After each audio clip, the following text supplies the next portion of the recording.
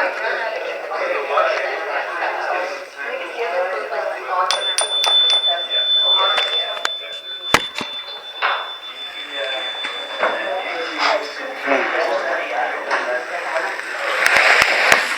everybody here?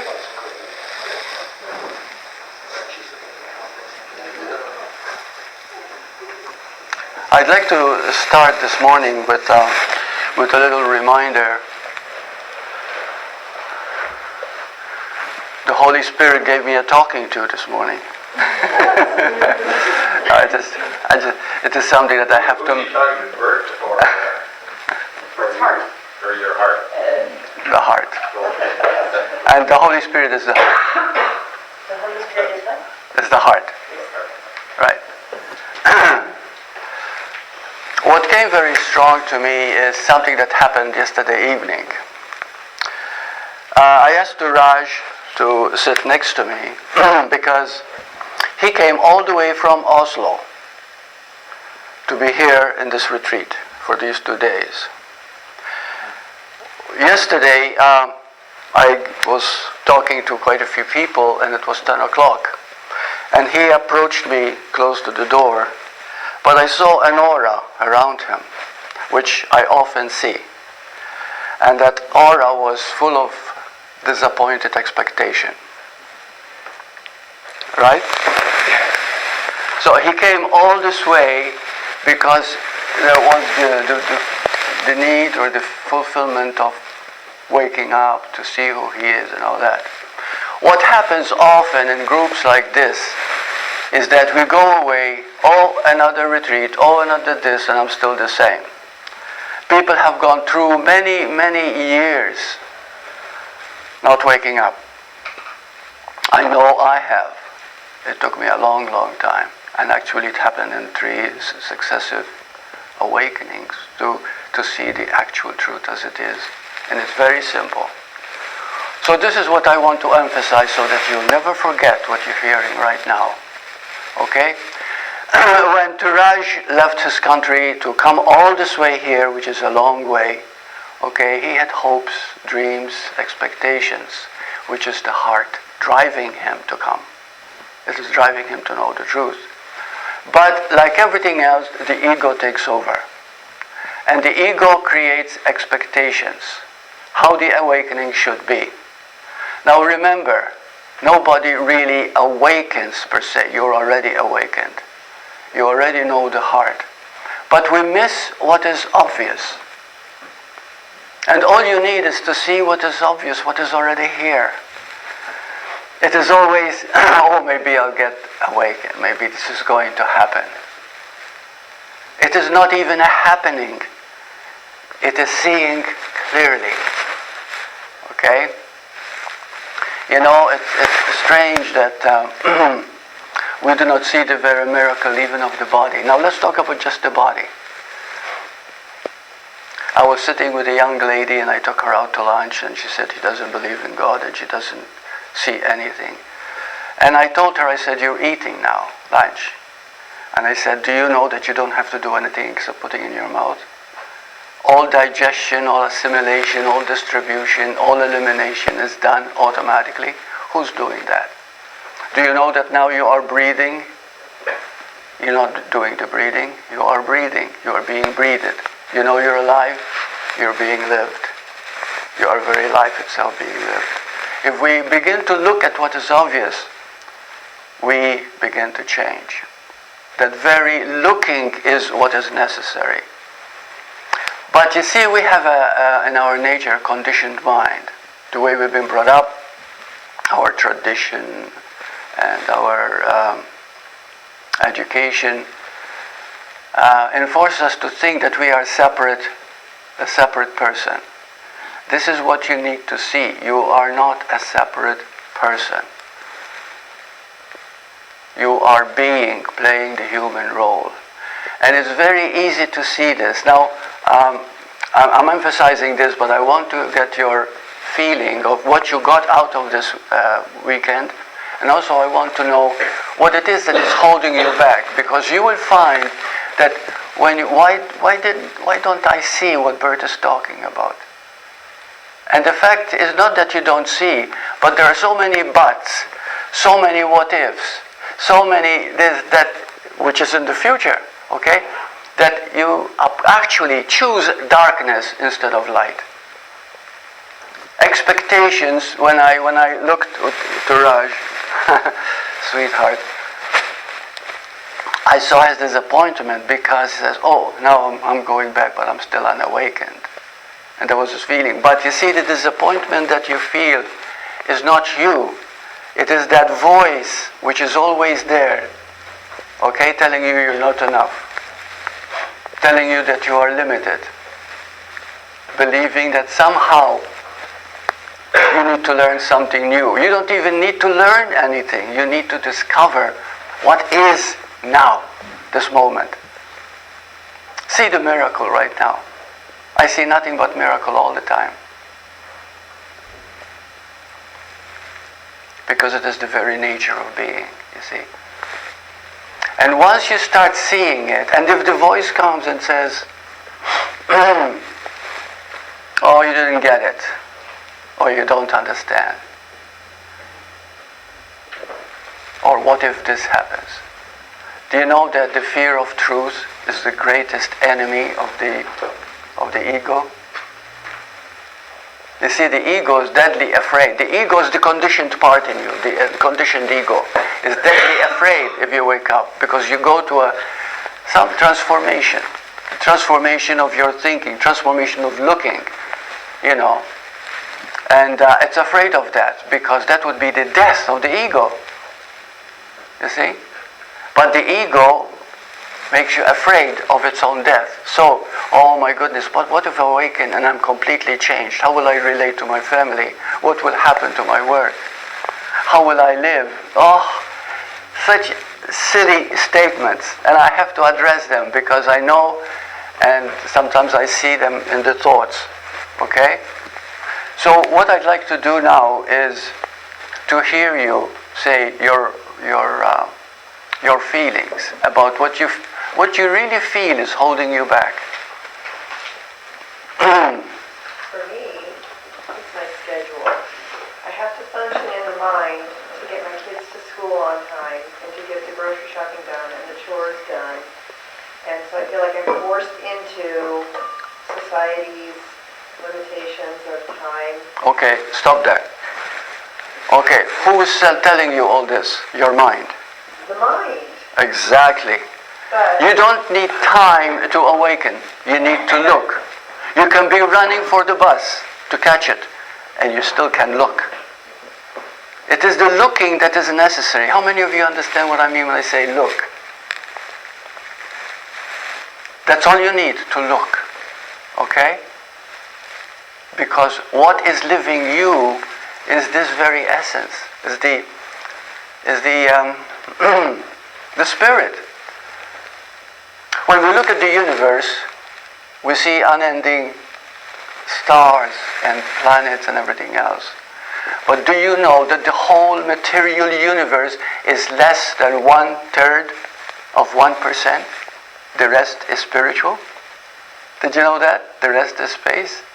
Matter is a very small, minute portion of reality. The rest is space. Now what is space? There is no such thing as a vacuum. It is all pure awareness. It is all pure being. You don't take one step that you're not with God. With being, in other words. Pure being. So it doesn't matter what the schedule is, no matter how much you have to take care of things. This is not something that, for example, you say, well, I have to find time to meditate. Not really. You can meditate anywhere.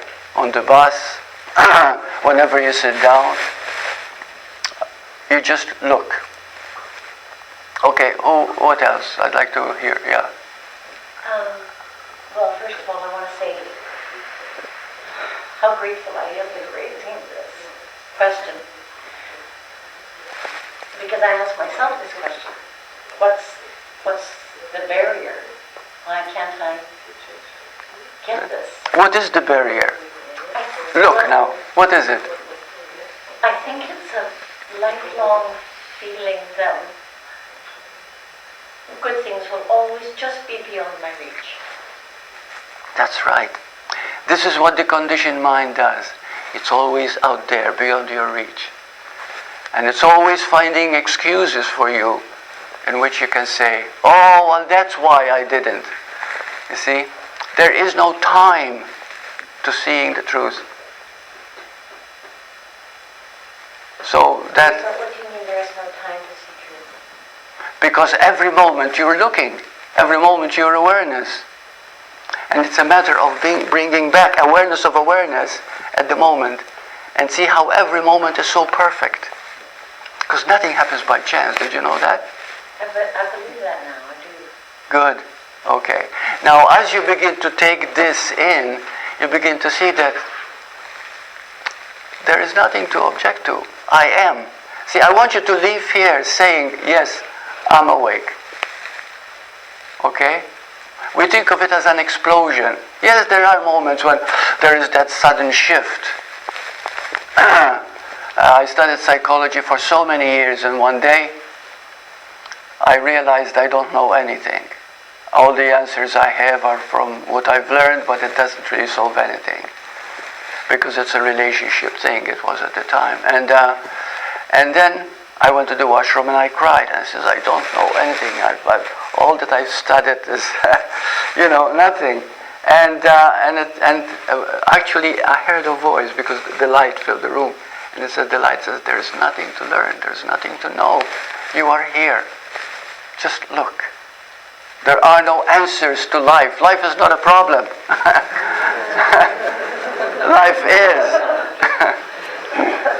You see? So therefore there are no answers. There is only looking at what already is. The miracle of existence. You exist. Can you think of anything more extraordinary and miraculous than that? Here we are. A baby is going to be born soon. Can't you see the miracle of that? Who's doing it? Well, you're not doing it. Yeah.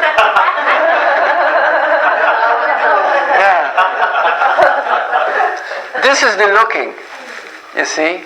That's what I tell her, because when she's worried about this and that, I'm like, just leave it. The baby's doing its own thing. Yes. And the baby is very aware too. It chose to be born to you. So in a way, it's wonderful to know that. Yeah. Well, that's just one portion. How many miracles can we see now? Tell me yourself. Yeah. For me, it feels selfish, so it's kind of along the same lines as you were saying. That I just got a text this morning from my husband, and he's got horrible flu, and he's texting all of his aches and pains, and he's nauseous and everything. And right now I'm feeling like I should not be here. I should be home taking care of him, and I'm feeling very selfish. He's recently had the loss of his father, and he's going through this grieving process. So I'm feeling that me doing this work, which I've been doing for so long, but the last couple of years has been full retreats, and it feels very selfish. Okay. First of all, you are here now, and there's nothing you can do about it. Right. So be grateful that you are here. But you can pray for him. Yeah. See, energy always reaches when there is love, sincere love. Okay? You see, prayer, sometimes we do not look very highly on it. But prayer is so powerful. And there is no time and space in prayer. Doesn't matter how far he is or whatever. You see? That always reaches. So right now, being here, enjoy being here. So that when you go to be with him, you can tell him exactly what you just said. And he'll appreciate it. Okay? But if you feel bad for feeling bad, okay, in other words, you mull on it, you destroy not only the feeling of here, but you destroy any possibility of growing into that. Because anything that happens, nothing happens by chance. Did you know that there are no accidents in life? Really, life is intelligent. And you're taken care of. All you need to do is trust it. The reason so many things happen to people, okay, is because we don't trust life. We don't trust that we're okay no matter what happens. There is no death either. And any illness that happens is simply needed at the moment for to look at, maybe to learn, to slow down, or to see what is happening in your life. It takes you time so that you can lie in bed and really look at the stuff. Maybe this is what is happening to your husband now too. You see, a time for him to look. Okay? I don't know of another word to choose. Looking. What word would you choose instead of looking?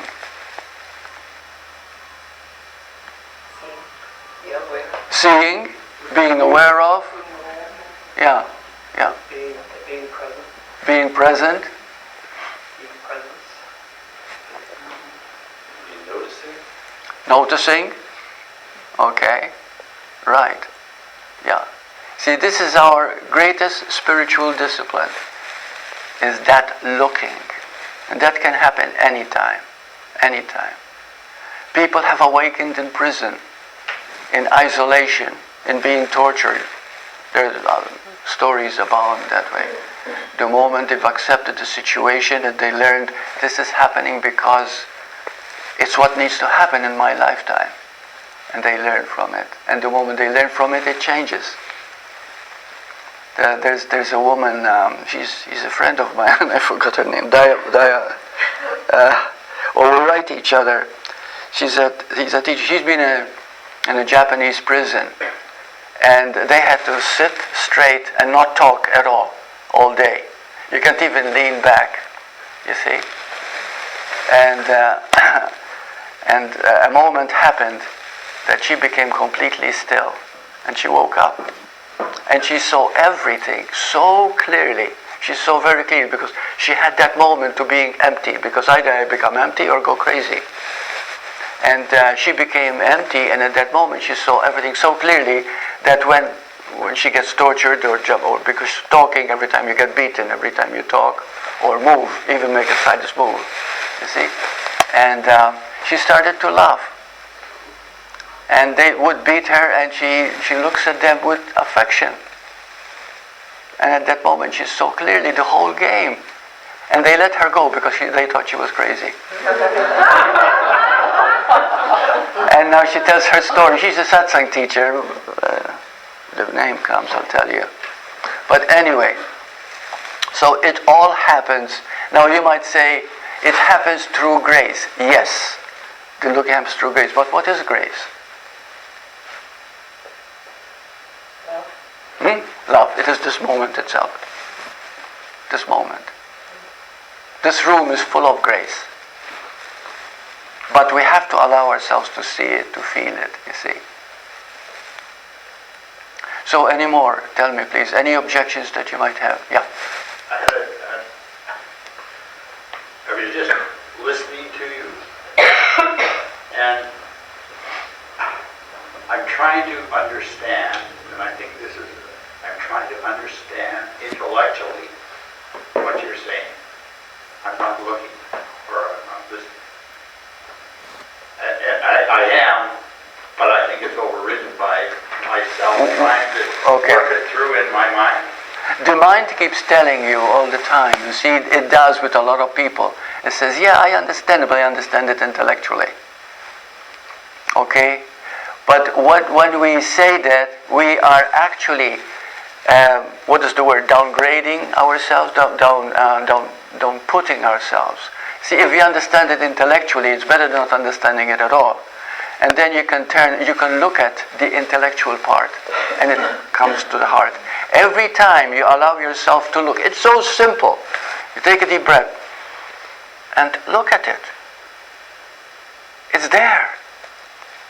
It's there. You know. So when I see myself working it through my mind. No, don't do that. Okay. Don't try to figure it out. Don't try to conclude. Don't try to reach an answer. Never. Most people do that. No. Look at its simplicity, its obviousness, the love behind it. Okay? Maybe, can somebody give me an example of what I'm trying to say here? Don't try to figure it out. Don't conclude. Feel. Feel. And how do you feel? It's not an emotion, right? Actually, I Yeah. think like it's almost the reverse. Like once you have a good intellectual understanding, you almost have to let go of it. Like you have to just like, I think you fully have to realize that it's nice, it's satisfying to the mind to have to grasp it, and then you got to be like, whew, like literally go look at the sunset or watch your breath or. It's almost like the Christian Reddy quote that we started with. You have to let go of all desire almost to understand, and that's your only opportunity to understand. Yes. So intellectual is trying to understand. Don't try to understand. It's like a Okay. child. Yes, yes. Seeing the simplicity of it. This is it. This is why, Jesus said, unless you be like little children, you won't enter the kingdom of heaven. Okay, what was actually meant is to look at things in a very simple, innocent way. Because everything is there for your benefit. But there are so many wars and things and cruelties going on with the mind that we see that in the news and newspapers, and we do not see the beauty that is every moment. You see? I was going to say, I have the same thing happening, and from reading, I've heard totally what helped me, because I'm always thinking to get out of thinking, because ego can't let go. So No, ego doesn't want to let go, right? You do that by going in the body. You can get out of your thinking by going in the body. Right. And as soon as I go in my body, then Right. that's when I can feel or look Very at it good. differently. Very good just point. Even if I just feel the Yes. energy in my hands, it helps. Yes. See, the body is also a gift. And the body was meant for realization. It's a tool. So, love your body, don't shun it. But by listening to the body, you see, did you know that every time you think a negative thought, it's affecting your body? Your breath, your circulation, your feeling, your energy, it's immediate. And to become aware of that, don't try to change it either. You see? Just take a deep breath. A deep breath brings you to the moment. And when you are in the moment, you are still. In that stillness, you can listen. That listening is very, very subtle, but once you train yourself to do it, it's there all the time. That's awakening, incidentally. That listening. Okay? Not listening for something, but to look at what is happening. The body is giving you hints all the time. Because the moment you're in your ego, you're tired, you're not in the joy of living, you see? And joy is your natural state. Bliss is your natural state. Yeah. When you go to for me it's like this, that if I do like that, it gives me a lot of anxiety. Okay, that's also part of the ego, okay? Okay, it's always finding excuse that whatever is happening, you shouldn't be this because this gives you anxiety, okay? It's always a safeguard because there's a part in us when we're terribly conditioned, okay? Is that it's always fighting to make sure that you don't become clear. Okay, the ego part of us is a conditioned mind, it's not an entity. It's a reasoning that has come through the conclusions, some religious beliefs too, in sin, and this is wrong. Because religions teach a lot about this is wrong. Okay? And in truth, there is nothing wrong. When you are yourself, nothing wrong. I mean, I remember being brought up in my country where if a child plays with his penis, he's slapped. We've already taught him a lesson, this is wrong. You see? So when you brought up with that mentality, the wrong idea, thinks, oh, I'm being good, I'm aware not to do anything wrong. The moment you think, I don't do anything wrong, that's already wrong. You see? Because life itself is all beauty, it's all love. And this is not a fancy thinking. You know, I used to think that. As a teenager, I suffered so much loneliness and pain. But life is so beautiful every moment, you know. So this is all wrong thinking. You don't bring anxiety by actually, what do you do with anxiety when you feel any anxiety? Okay, let's go back to what you said. Okay? Sit. Look at what is happening to the body. Breathe into it.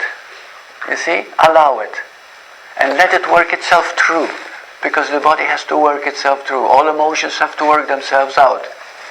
You see? If you suppress any emotion, that emotion will come with more fears. Okay?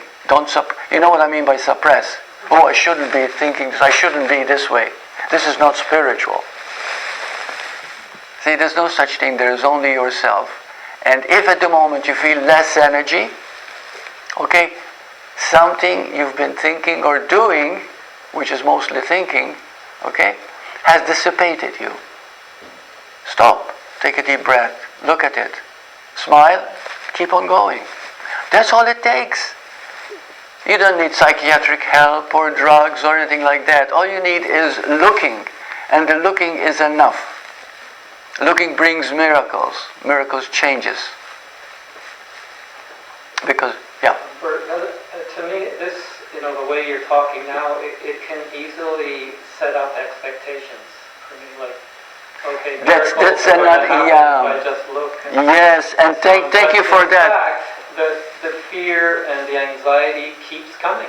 Yes. Over and over again. And, but there's a part of you that's expecting it. Stop for a moment, okay? This is what the mind does. I've gone through it, believe me. I'm telling you from experience, okay? This is it, what it does. It's a subtle point, pointing to you that, oh my goodness, I'm not doing it right. Or this should be this way. There's no such thing. Okay? Not that I'm doing something wrong if anxiety is coming up or fear. Anxiety is coming up because you're expecting it. It's all part of the expectation. This is what you're used to. You see? And it keeps repeating as long as you believe that this is happening. But when you look at it in the face, what is anxiety? Stop for a moment, please. Let us say you're feeling anxious right now. Look at it. What is happening? It's in the future.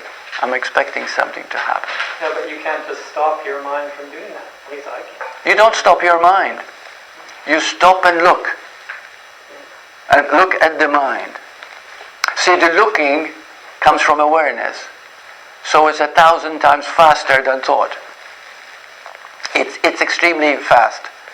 Okay? The second is thought. Thought is happening all the time.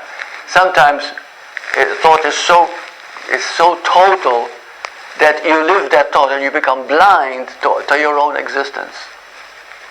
It's like living in a very dark world of your own. Okay, but the looking, which has to come through the need, to the love of truth, you see, it happens just like that. I wish there was a way to teach looking, but all we can say is stop, be still, and know I am God. Those are 7 words. I didn't come up with them. These are very common. Doesn't the looking often provoke more fear and anxiety? Because this is what the mind is telling you. Please understand the difference between mind and heart. We are a society that gives total honor to the mind.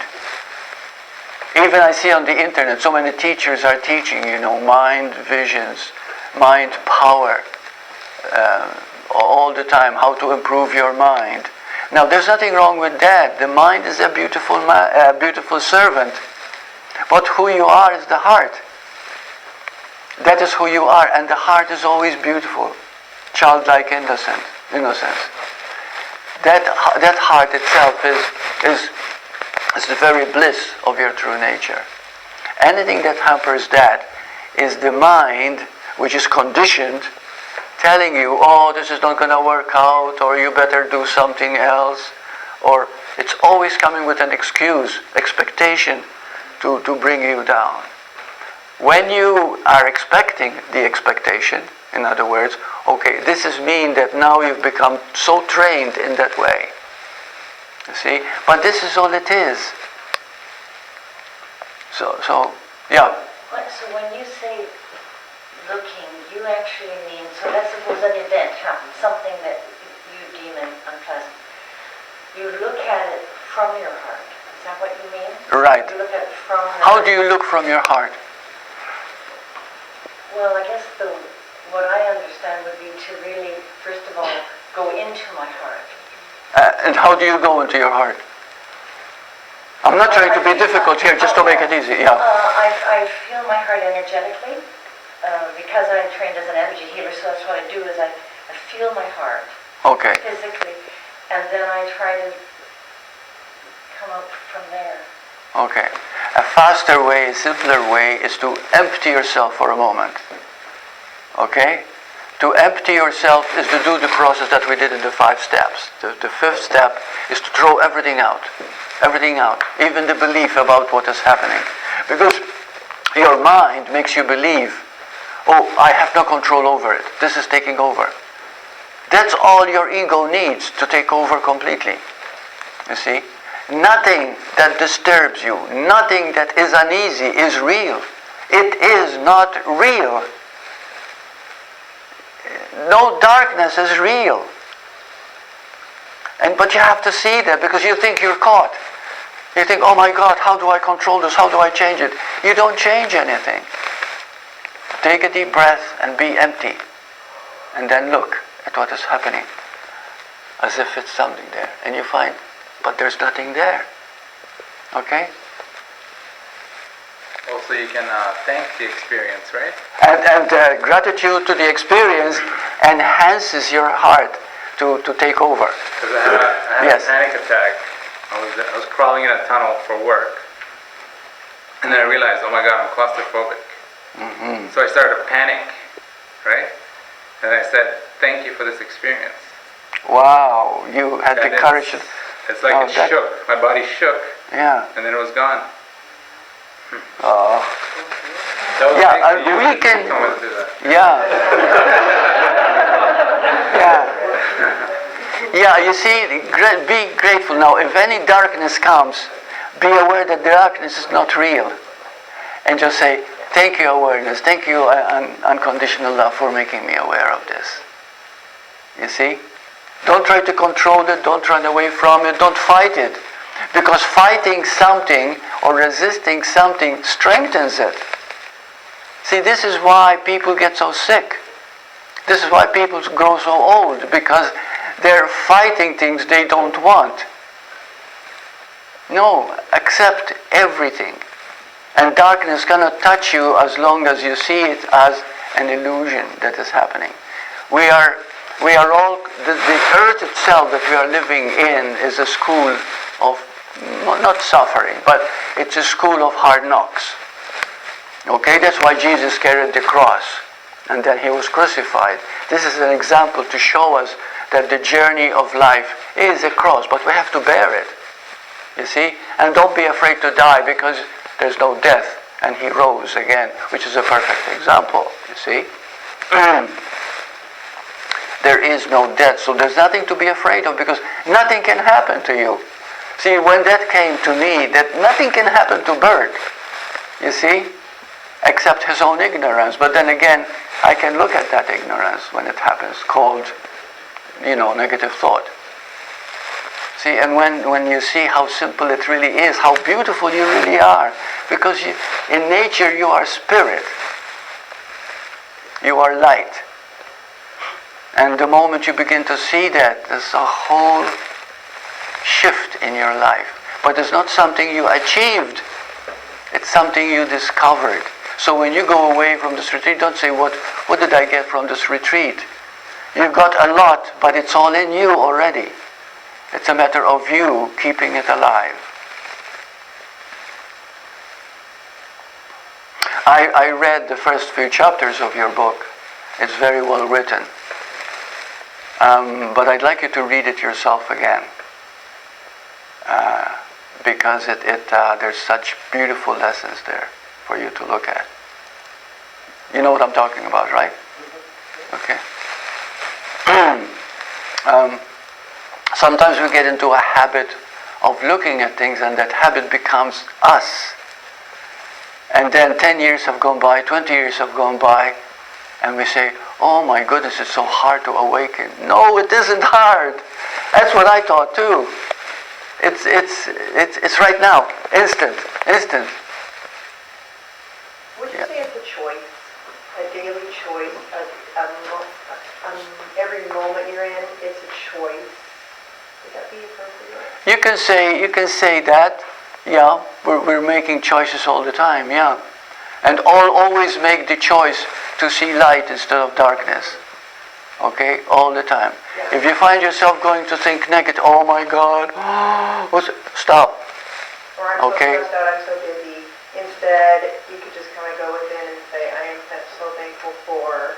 Yes, be thankful for, and then the situation changes. Always to your advantage. You'll be amazed at how much you're loved. You're being loved. But God, which is love itself, cannot do anything unless you give Him the space in which He can work through you. You see? But you have to be open. And maybe also open yourself to the possibility that you're busy, but anything else might just be a sort of story.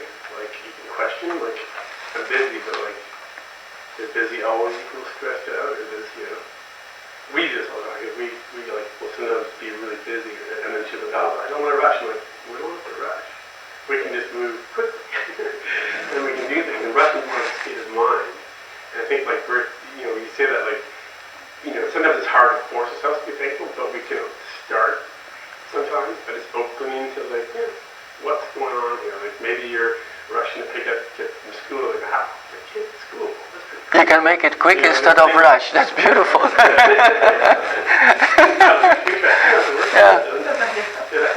Yeah.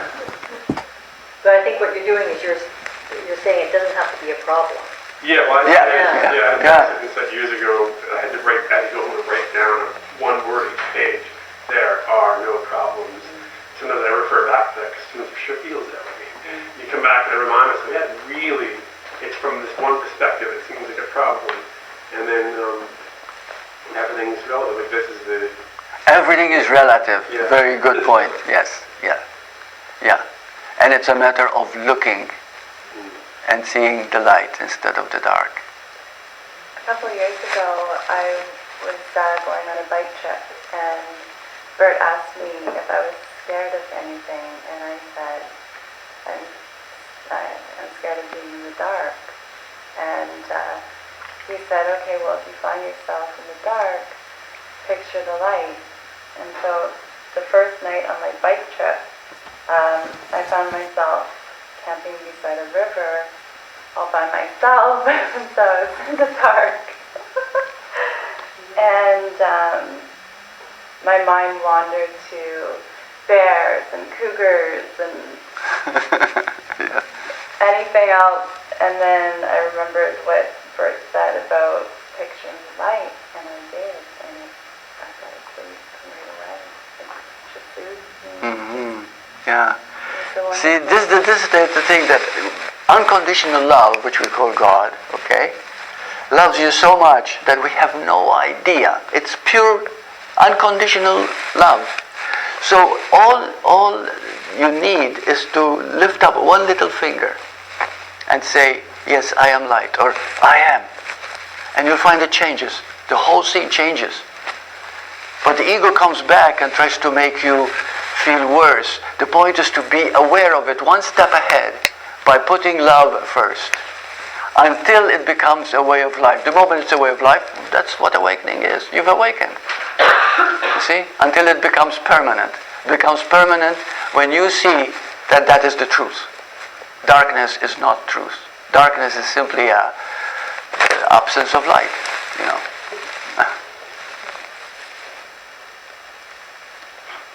That's something from A Course in Miracles just came to mind, that we assign meaning to everything.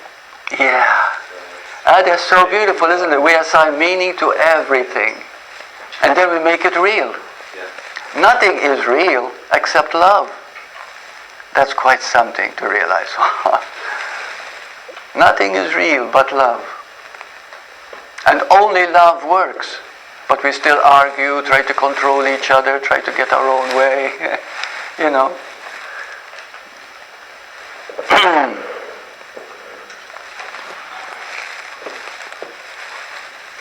So, can I hear from the rest of you? What's holding me back? Yes. Fear. Spear? Fear. Fear. Fear. Okay. Now, what is fear? Can I hear? What is fear? Was that? False evidence appearing real.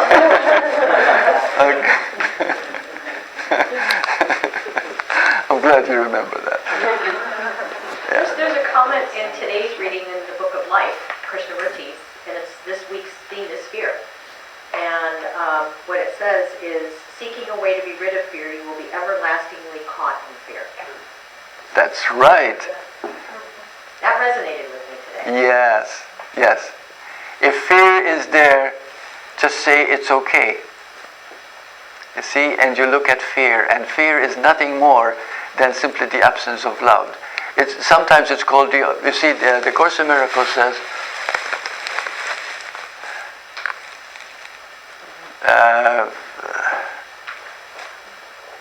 fear is the opposite of love, but that which is all-encompassing can have no opposite. No. Fear is the opposite of love, but that which is all-encompassing can have no opposite.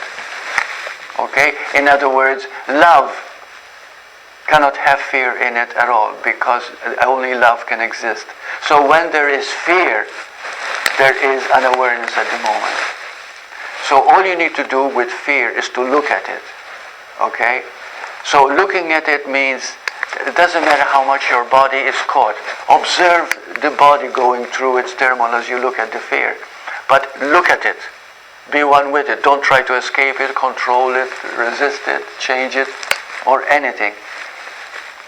Even the Course says that all you have to do is look. And the moment you look, it dissipates, it disappears. Why? Because it's not real.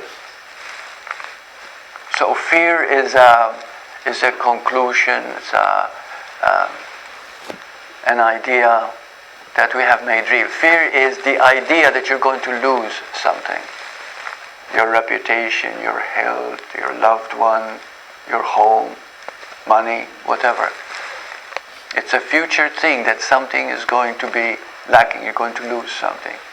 So it makes you think in the future. You begin to live in the future. The moment you live in the future, you live in anxiety. You see? All negative, okay, make it simple. All negative qualities are fear. Fear-based. Okay, that makes it very simple. And also, all that's always in our mind.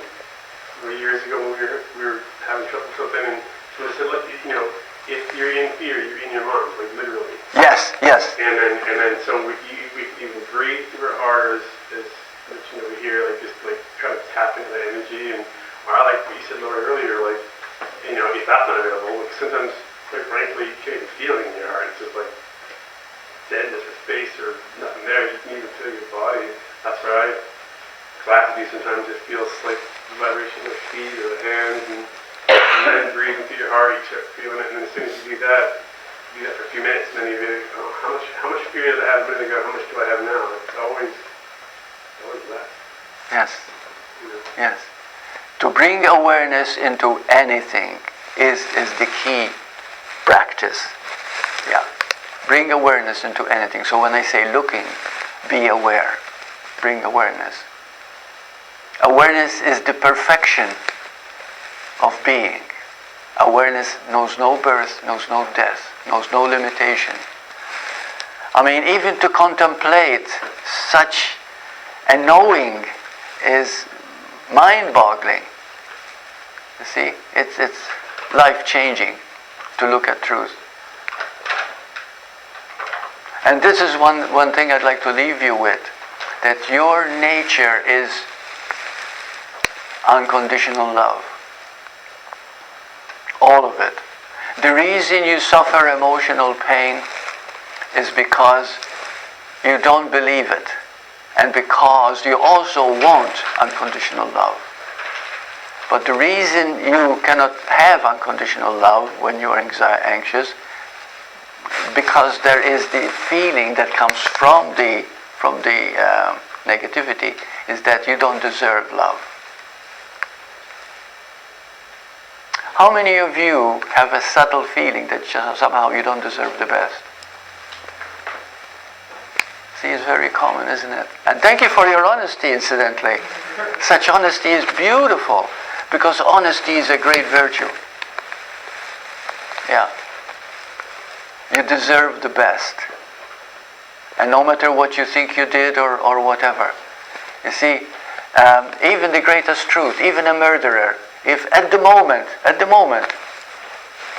he feels bad for having done that. In other words, he feels like this wasn't a good act. Okay? He can be forgiven. It can be forgiven. That's how unconditional love works. It's unconditional.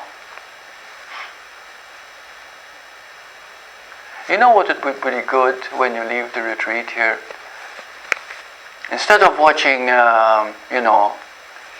stupid little videos, watch some of these true stories about NDEs. It can teach you so much about the eternal nature of spirit. Now, it is true that people experience it according to their spiritual belief. If you happen to be a Buddhist, they see the light as Buddha. If you happen to be a Christian, you see Jesus as the light. You see what I mean? So it does go into that, because when you pass away from the body, all emotions, everything is still with you. Everything is still with you. But you're not attached to anything, so it doesn't control you. The mind doesn't control you then. It can only control you when you're still in the body. See, so when you go out into the light called death, you take everything that essentially is you, the being is still there alive. And people say that in such a state, you're more alive than you've ever been before. But you also become very detached. People who experience their body when they are floating in space. Any of you had out-of-body experience? Yeah.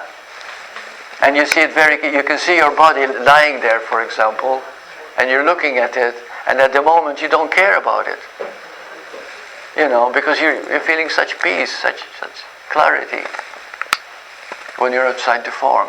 It is the body that contains those cells, those memories of pain that we carry with us. See?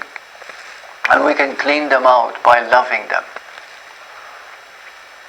Love is the only healer. Love is the only power. Love everything. And that very love transforms. Anybody else would like to share? Yeah. I just have one question. Instead of throwing everything out, as you said, can you just return your attention to awareness instead, and You can, but your mind can take over at that point, just to keep you. You see, the very fact that you're raising that question means there is a fear of throwing things out. So you're hanging. See, the ego wants to hang on. I don't want to lose anything. You see, and so what you find an excuse. Well, instead of throwing everything out, why don't I just look? And so you're not really saying let's use awareness, but don't mind me saying this, okay? I have to be truthful. But you're using it as an excuse so that you don't have to throw everything out. But you see, when you throw everything out, you're only doing it for 5 minutes, okay? Just to experience what it is like to be without thought, without mind. And when you are without mind, what replaces it? Your heart. And your heart is love, is joy. Awareness. And when I give Skype sessions, and we go through the 5 steps, and I tell them to empty everything. And at the end, I see a smile forming. Even the face almost looks 10 years younger. You know, they radiate. See? Because they come to the point, yeah. I was just going to ask if it might be possible to quickly go through the 5 steps again experientially with us here today, because so many people have been coming up with deeper issues. Yeah. Okay, would you like to do that? Yeah. All the 5 steps. They are written in the booklet, but if we do it, experientially, it's good.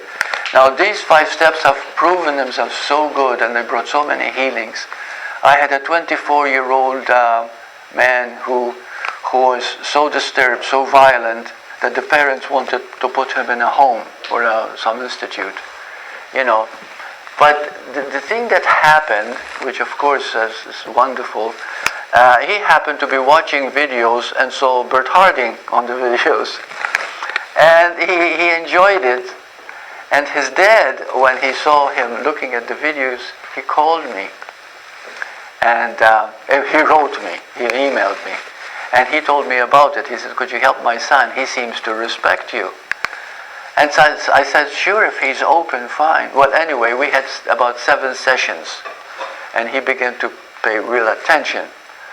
After 7 sessions on Skype, he found a job, he's got a girlfriend, he moved into his own apartment, and he found work as a graphic artist, doing comics, cartoons, and stuff like that. And he found what his love was.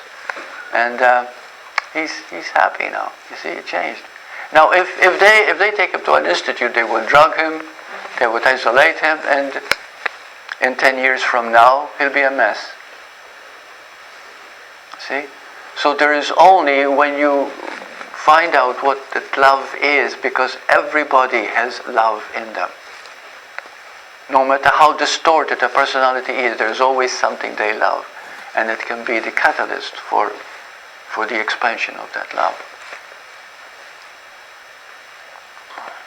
Okay, so these are the 5 steps.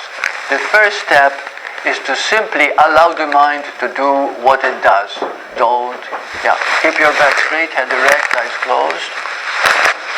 Okay, exhale completely.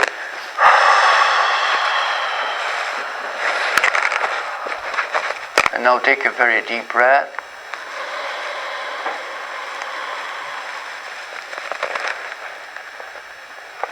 And now just be and breathe normally. Now raise your eyes to the spot between the eyebrows from the inside. And look at the brain, look at your head. And allow whatever is going on, but be the looker, be the witness. Look at all the activities, sensations.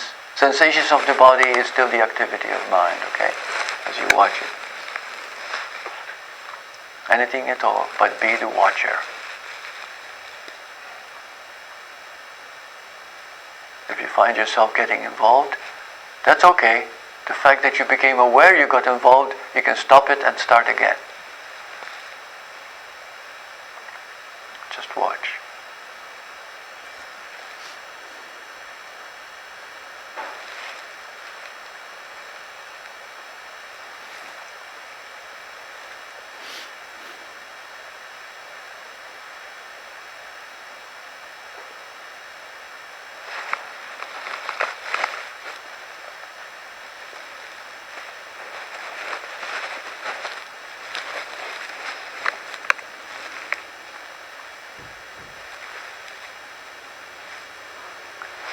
Now your attention comes back to my voice. Don't open your eyes.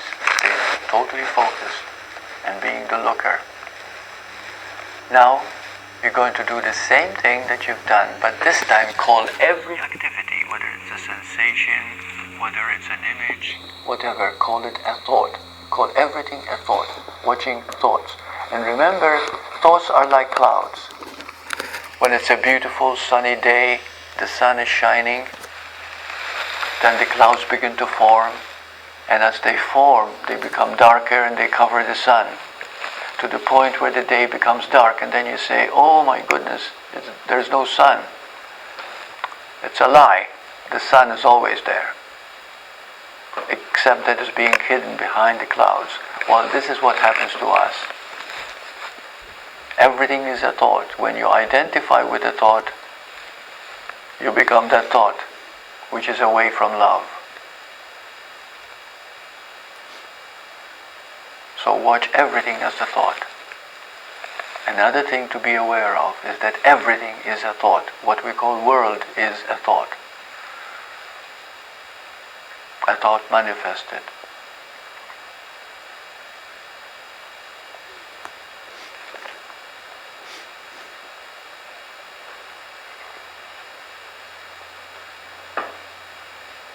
If you start finding yourself identifying with a thought, that's okay. Just be aware of it and keep watching.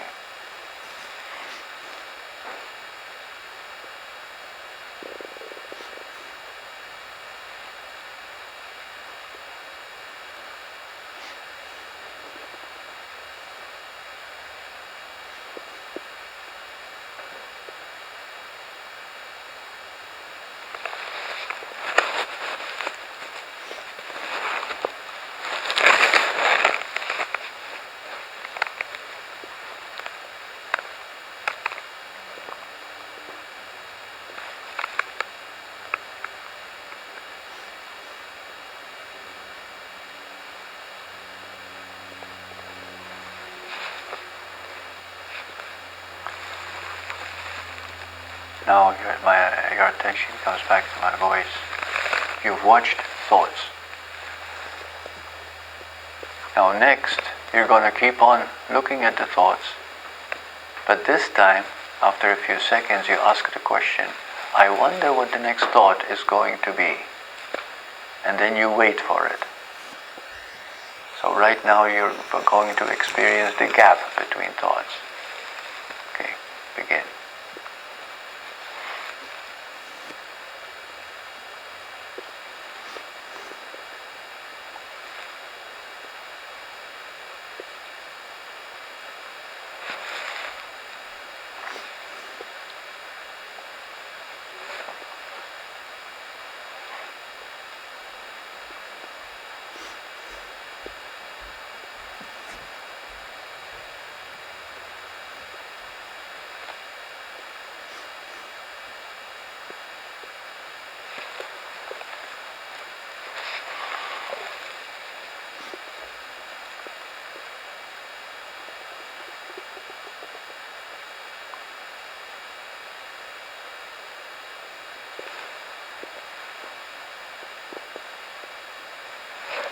Okay, now your attention comes back to my voice.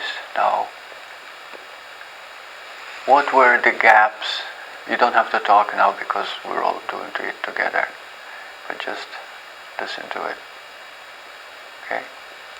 If you've been able to ask the question only 2 or 3 times, you've done extremely well.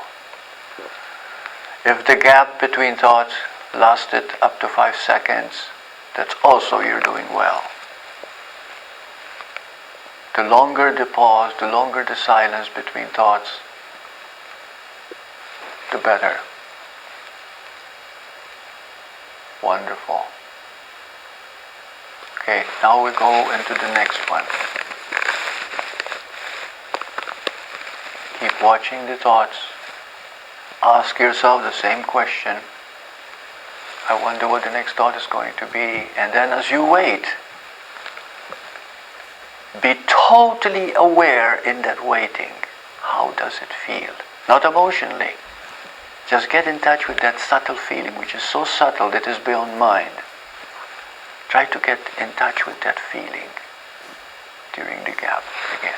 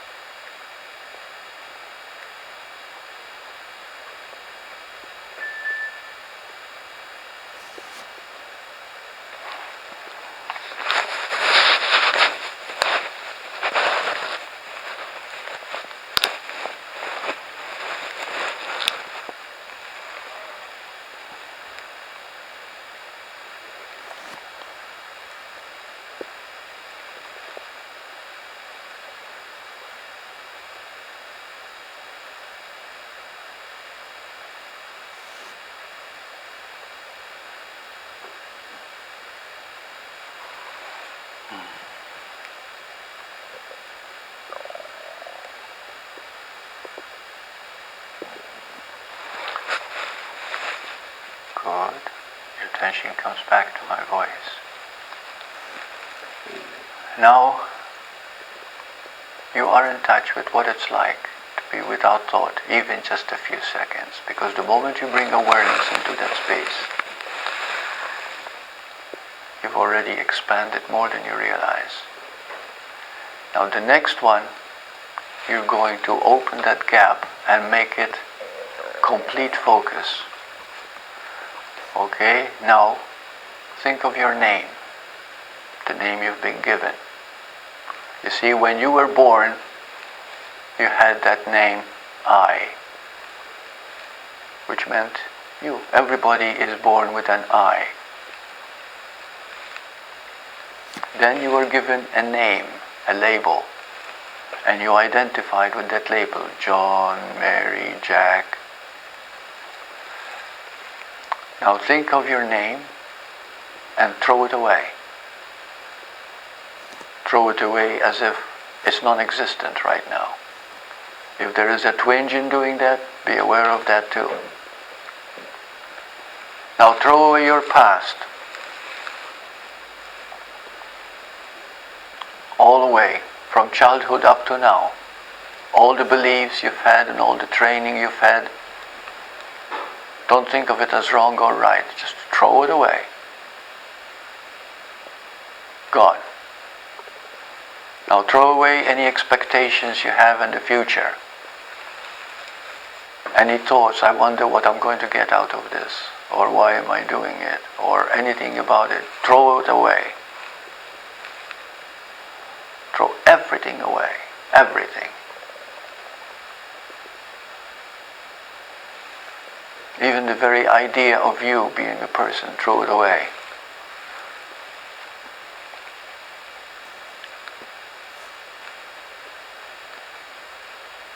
Enjoy the emptiness of the moment.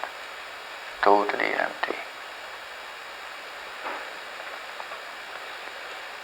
When we think about love, we're actually is that very emptiness itself, but it has to be experienced.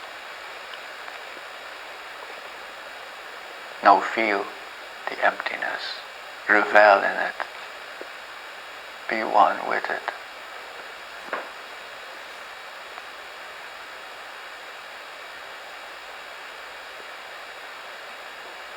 Now ask the following question to this emptiness. I've thrown everything out, what is left? And feel that. What is left?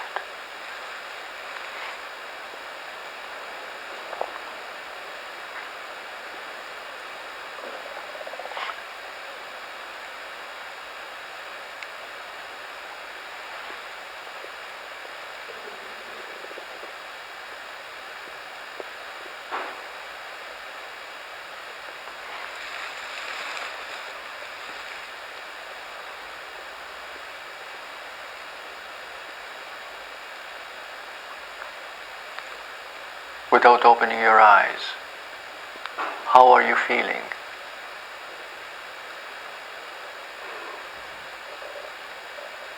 You can say it verbally without opening your eyes.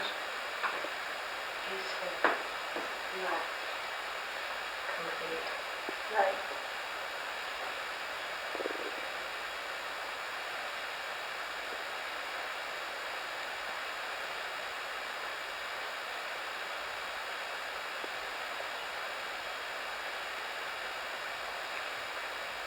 Okay, ask the question again. What is left? Now, and what is left is who you are. What is that? Feel it.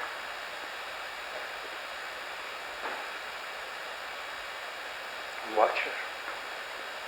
Yeah. Watcher. Watcher? Yeah.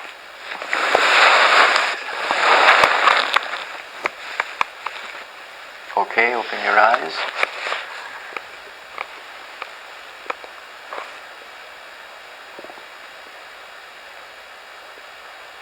He said, what is left is watcher. That is perfect. That observer, that witnesser, that aware is your true nature. When everything is gone, that is still there, taking over. And that watcher is, what is it, that watcher?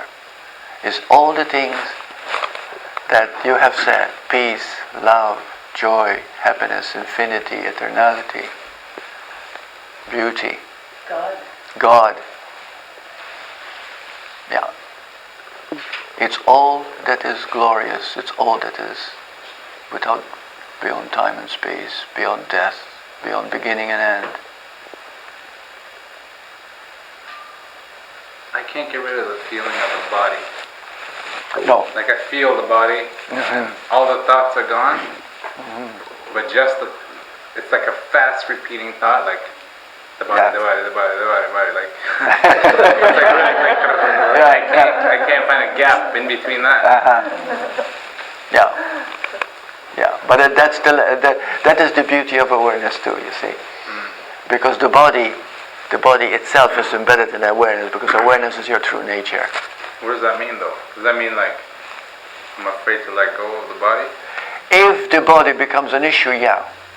Okay, yeah, you're still hanging on to the body. But if there is slight sensation that you're still in the body, but you feel empty, that is the ideal. Yeah. Yeah. Because I don't see any other thoughts. No. Just that. Just that. Okay. How many of you feel the same? Feel the body sensations, and sometimes an outline in the head, mind, and then kind of more focus inward, and then that kind of image goes away. But there's awareness of the body. Awareness of the body, yeah. The point is not consciousness of the body, but awareness of the body. What is the difference between awareness and consciousness, incidentally? Because I found many books, written spiritual books, and they don't make a difference between the two. They are one, really, they are one. Awareness and consciousness are one. But what is the difference between the two?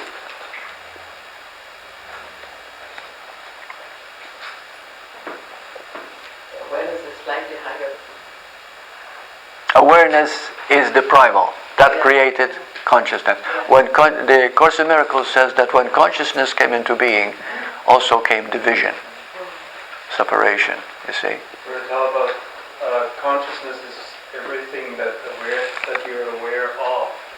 Yeah. That's beautiful. That's right. Consciousness is everything that you're aware of. Wow, I never thought of it that way. But that's perfect. Yeah, everything that you're aware of is consciousness. Everything is consciousness, even the carpet. Everything. Instead of saying, does it matter, you could say, does it consciousness?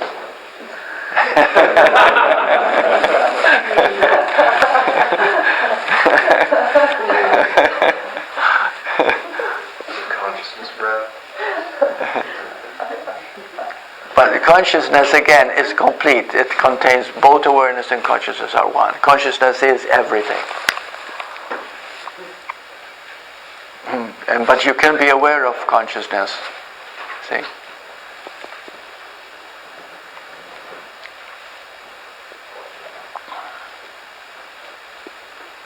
Okay, now has this brought in more awareness of the beauty of your own emptiness? Yes.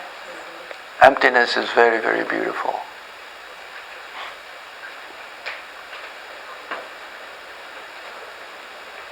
In fact, when you become empty, you see, did you ever look at a child's eyes when they are 6 months or a year old, and they look at you with those bright eyes, and they're smiling, and they make you smile, and you feel actual joy just looking at them smile. Why is that? Because they're totally empty. You see?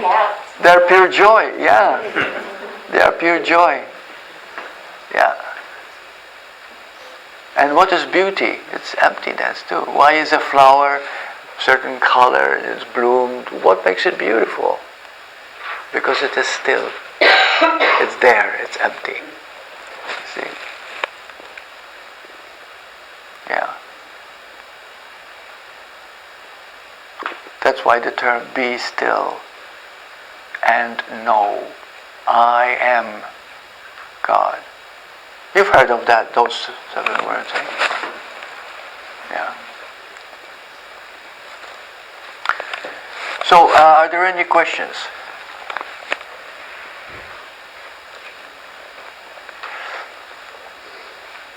Yeah. Massively off topic, if you will, is I've been working with this for a while, and it's come to my own interpretation. I'm just curious to know what yours is. There's a biblical verse where Jesus says, "Unless you hate your mother and father, you can't be with me." Like, it's this sort of perplexing on the face of it.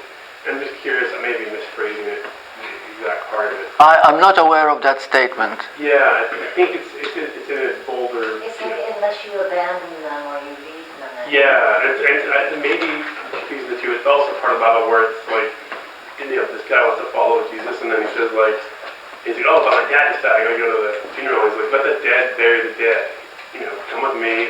Don't worry about it." Basically, and my own interpretation of that is really it's like you're committed to truth. It has to be absolute, and sometimes we allow.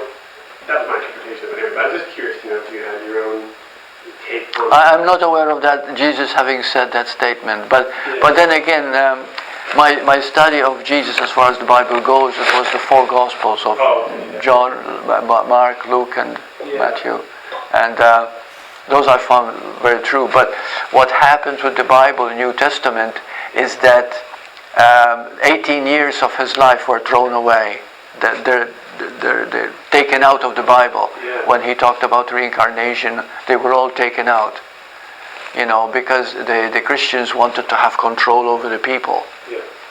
So we know, all we know of Jesus is when he was 13, and then it disappears, and then we find him carrying doing some teaching for a brief while, and then on the cross. I was just curious. I was raised in a Christian family, and I was influenced by those same Gospels originally, and at one point I threw it all away, and I came back around and sort of realizing some of the beauty, as you mentioned, some of the, just the ways it was misused or misappropriated, and then that one was sort of a perplexing one for me for quite a while. Well, Jesus one time was preaching, and then they said, "Jesus, your mother and father are here, Joseph and Mary." And he says, "Your mother," he says, and then he said, "What is father? What is mother?" Because we're all one, you see. So that's what he meant. It didn't mean he thinks less of them, or that doesn't mean he's totally detached from them. But it's just that he wants to make people clear through a form of inquiry, is that there is no separation in anything. And we take things so literal. Yes, we do. Yeah. So much clashing and disruption comes from. Well, that's why so many religions, have. Yeah. And I love that in the Course in Miracles, that the Son of God is defined as we are the Son of God. Yes. And Right. knowing that, coming from that place, that we are, then imagine with the mother and father be that which we deem as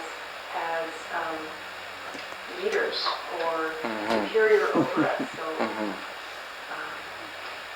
what is the metaphor for mother and father? Yeah. Well, the Trinity, Father, Son, and Holy Spirit. Okay, and the three, the Father is the overall power. Everything is just the Father. Yeah, it's pure awareness. The Son is the form. The Son means us, people, the human. Okay, and the Holy Spirit is the spirit that you really are. This is the truth. Some people call it soul, but some deny the soul and just continue calling it spirit. But anyway, so that's what the Trinity is, and those three are one. So everything is you. That's what the Trinity is.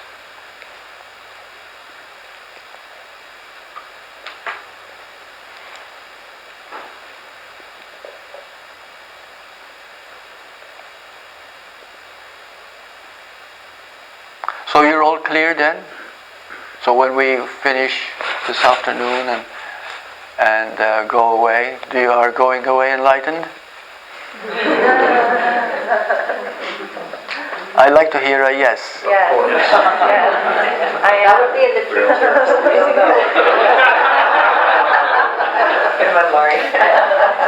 You were kidding, right? There is no future, okay? Don't see a future.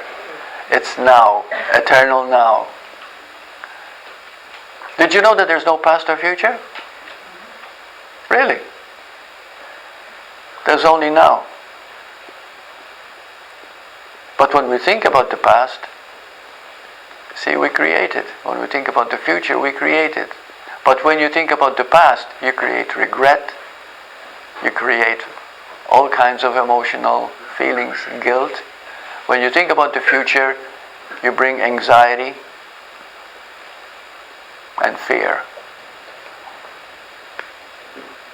When you are now, none of that exists. Because now is the real.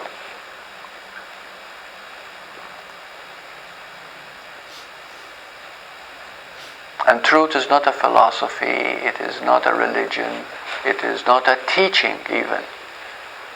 It is what you are now, this moment. That's it.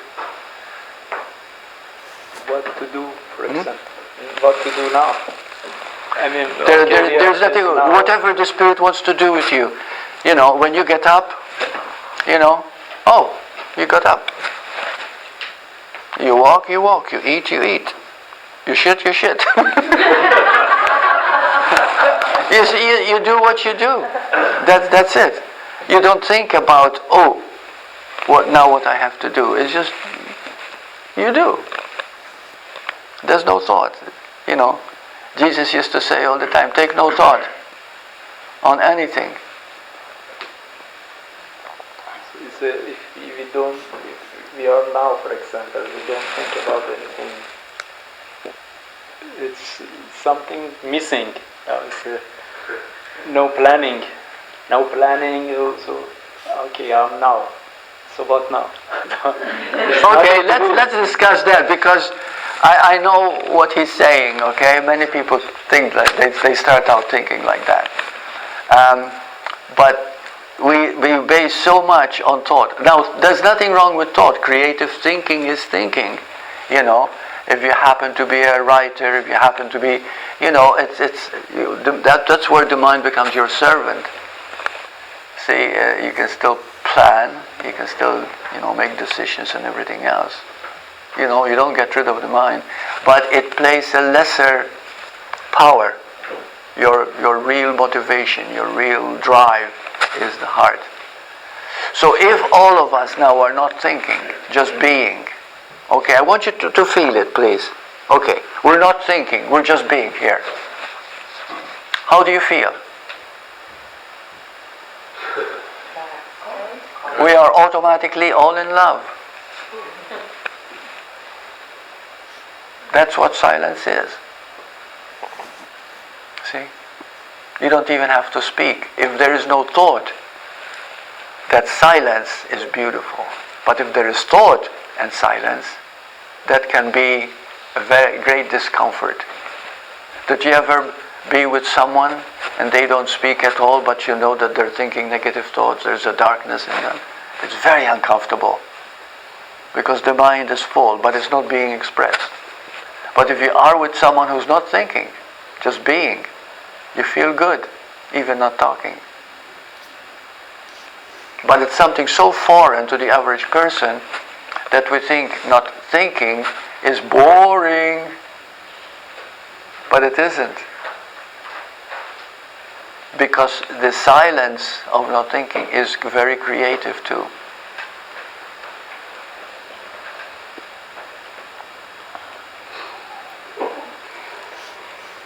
If I say something and it doesn't jive with you, please challenge it, okay? I'd love to hear, you know, what you have to say, what you think, what is going on. I was just going to say that when we can sit in this space of silence and love, then we can allow the action, any sort of movement or creativity to come out of that space. So then it's not really thinking of what to do, but just A being. Being. Yeah, just In action, yeah. being in action. Yeah. Yeah. Did you know that a child playing, normally a healthy child, they're not thinking? But they're very active. That doesn't mean they don't think, but most of the time they don't think very much or at all. Because they're so busy playing, so busy enjoying themselves. They visualize, they imagine, but they don't stop to think. You see? There's a difference. So you mean they don't have a narrator? Yeah, they don't have a narrator. Yeah, that's very good. Yeah. Yeah. They're seeing and exploring their environment without any conditioning yet. That's right. That's right. There's that sense of freedom of being. That's why they're happy. Yeah. Right. Yeah. But then if you're a child when you're grown up, then they're like, grow up, get serious. It's your problem. Don't ever do that to your child. No, I wouldn't. They say that to me. Yeah, no. You gotta get serious now, you got a kid on the way.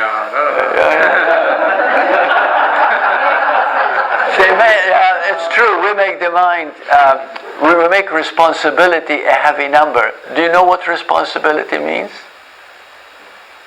Because we need to be responsible. That's very spiritual. What is responsibility? The ability to respond.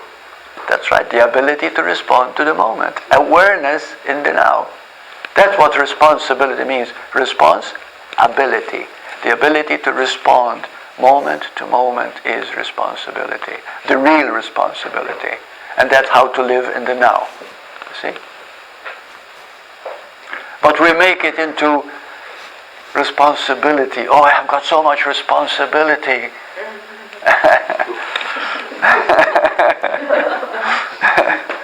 It's responsibility though. It's like I have things to do. You got things to do every day, right? You have a list of if I don't make a list, with pregnancy brain, I'll forget all the things I need to do. So make a list then. That's excellent. Yes. And then I feel like I almost feel like that contradicts being in the now because I'm making a list of the things I need to do. No, it doesn't. No. As a matter of fact, it helps you to be in the now so that you don't have to think what to do next. You got the list. You cut it off. You don't have to think. I make lists all the time so that I don't think. Yeah. I think that's one of the biggest things I've learned is when that monkey mind starts, stop what you're doing, make the list, and then you can let it go. Yeah. And one of the smartest things I did is get my height, dry erase board at work. Mm-hmm. And as soon as I start that brain going at work, I just write it on that board. And then I can go back to what I was doing. Yeah. It puts that future up there and it puts me back now. Mm-hmm. And you don't have to think about it. No. Yeah, right. No, making a list is ideal, yes.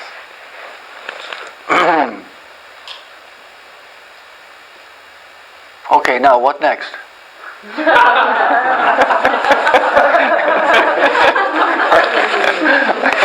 Well, you just put the anxiety back in the room.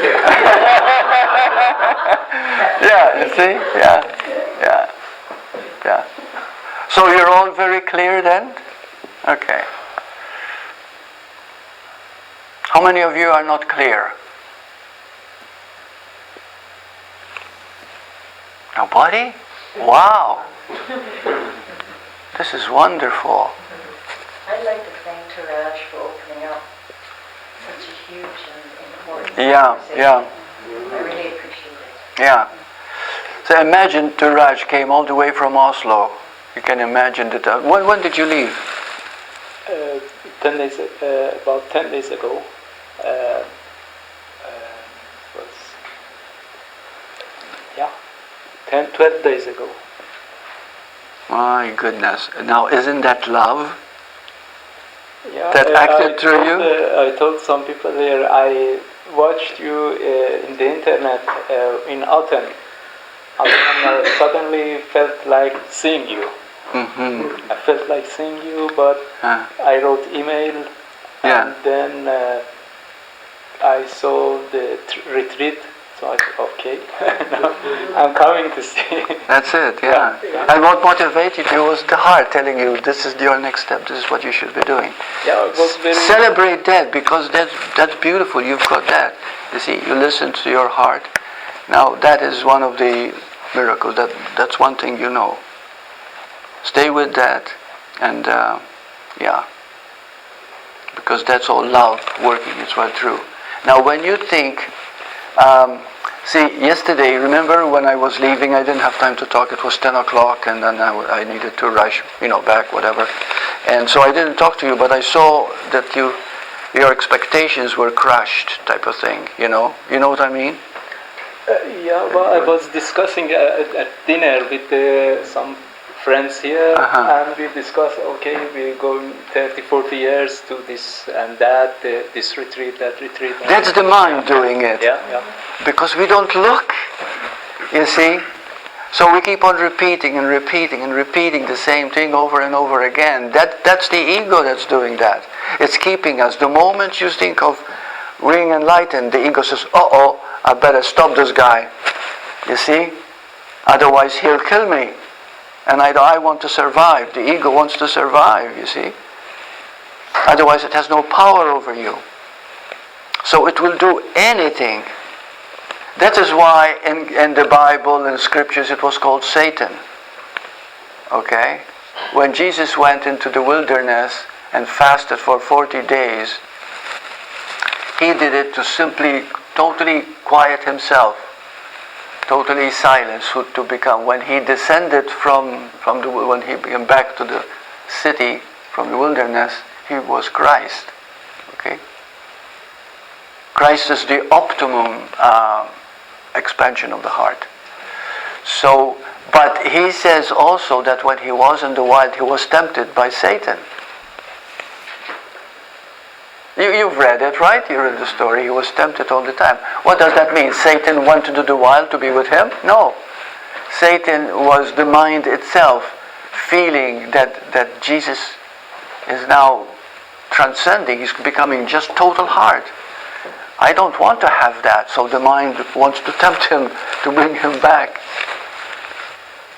But you see, he was so aware, he was total awareness, that he defied, quote, Satan.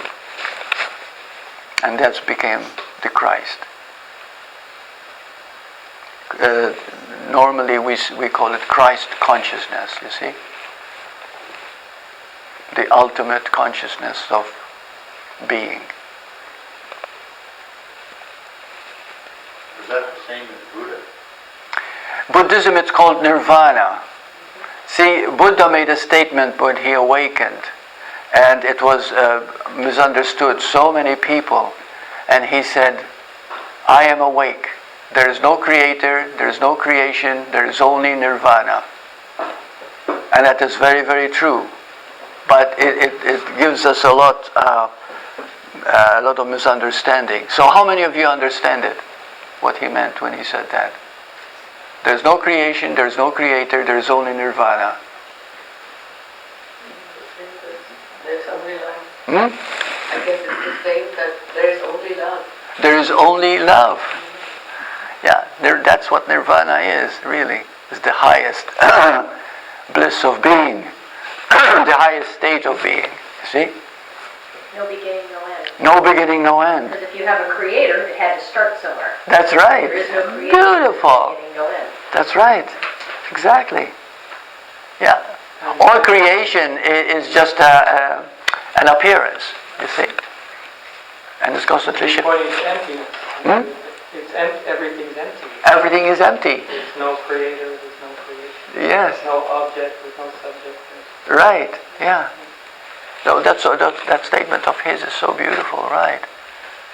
Yeah, there's only love. Nirvana. When we hear a master, a great teacher espouse what is accepted to be a truth, whether it's nothing but nirvana, or it's all love, or even our own insight, or there are no problems. Like, I think the challenge I have is I recognize the truth. And part of me recognizes that even if I'm not living it. And I think what's helping me to put it in context is to say, okay, if it's not the living truth that I feel, I'm living easily, probably because my perspective is simply too narrow. And to say from my perspective, this appears to be a problem. And I've got to widen that scope of inquiry or examination.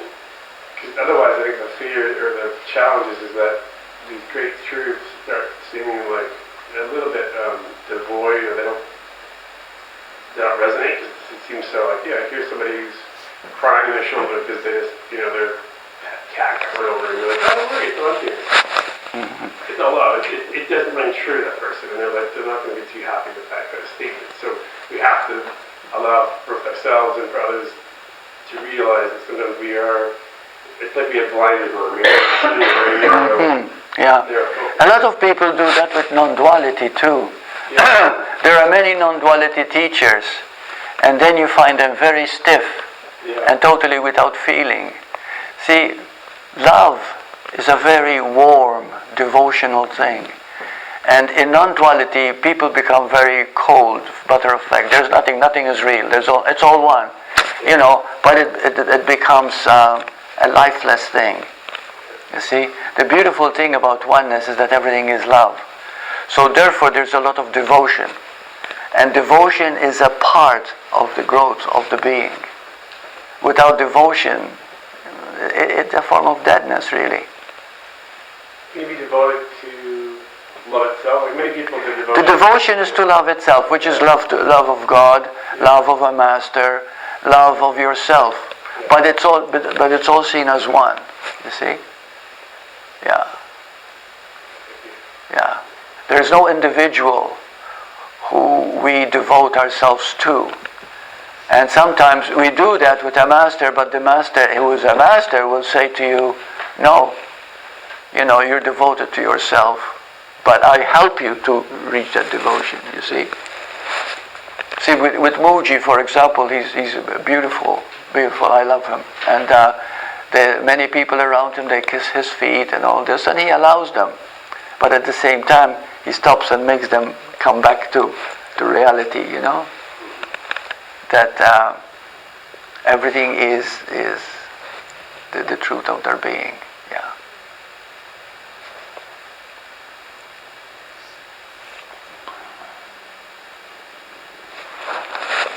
When you talked about devotion, I just thought that there's a difference between devotion and blind devotion. Because you're not seeing the devotion if you're blind. Yes, yeah.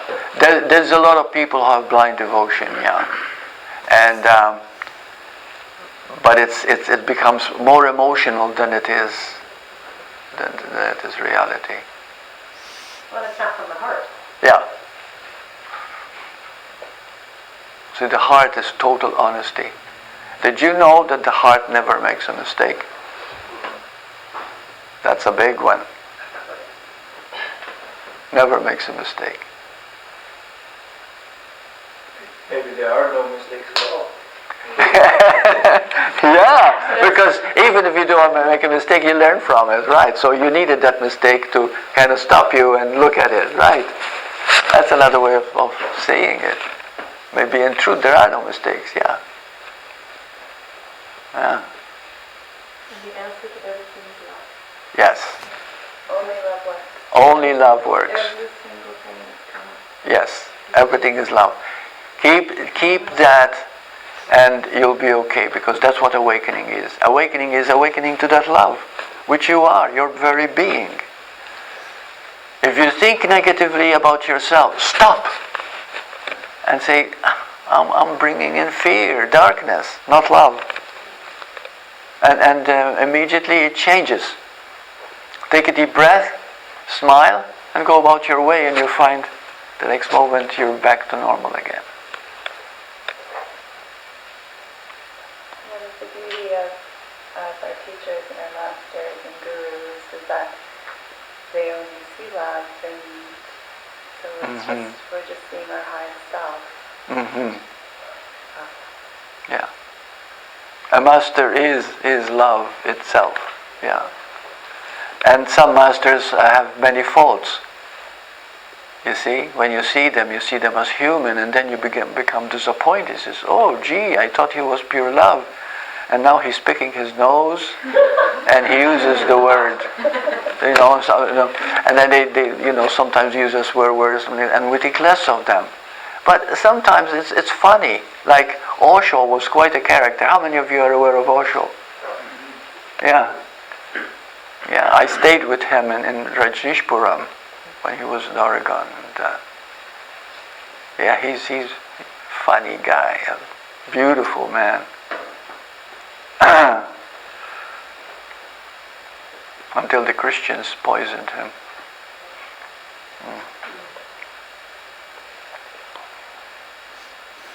That's why I like YouTube. You have all the videos of anyone you want to look up. Like Osho has tons of videos. Yeah. Muji, you as well. Muji. Everybody. Mm-hmm. The internet quite something, isn't it? It brought us together. Yeah. Made us connect worldwide. But yet disconnect in many ways too. And that too, yes. But that's all part of the world. The world is divisive. It creates separation. Yeah. So belong to the earth, not to the world. You'll find that people who are very earthy, they find the earth, like they gardening, flowers, or you find them that they're not worldly at all. But on the whole, people think the world and earth are one and the same. They're not. The world is mind,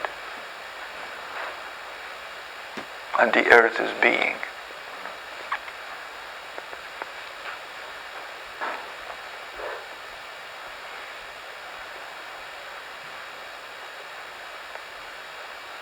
How many of you feel that since Friday you've made a big headway towards loving you?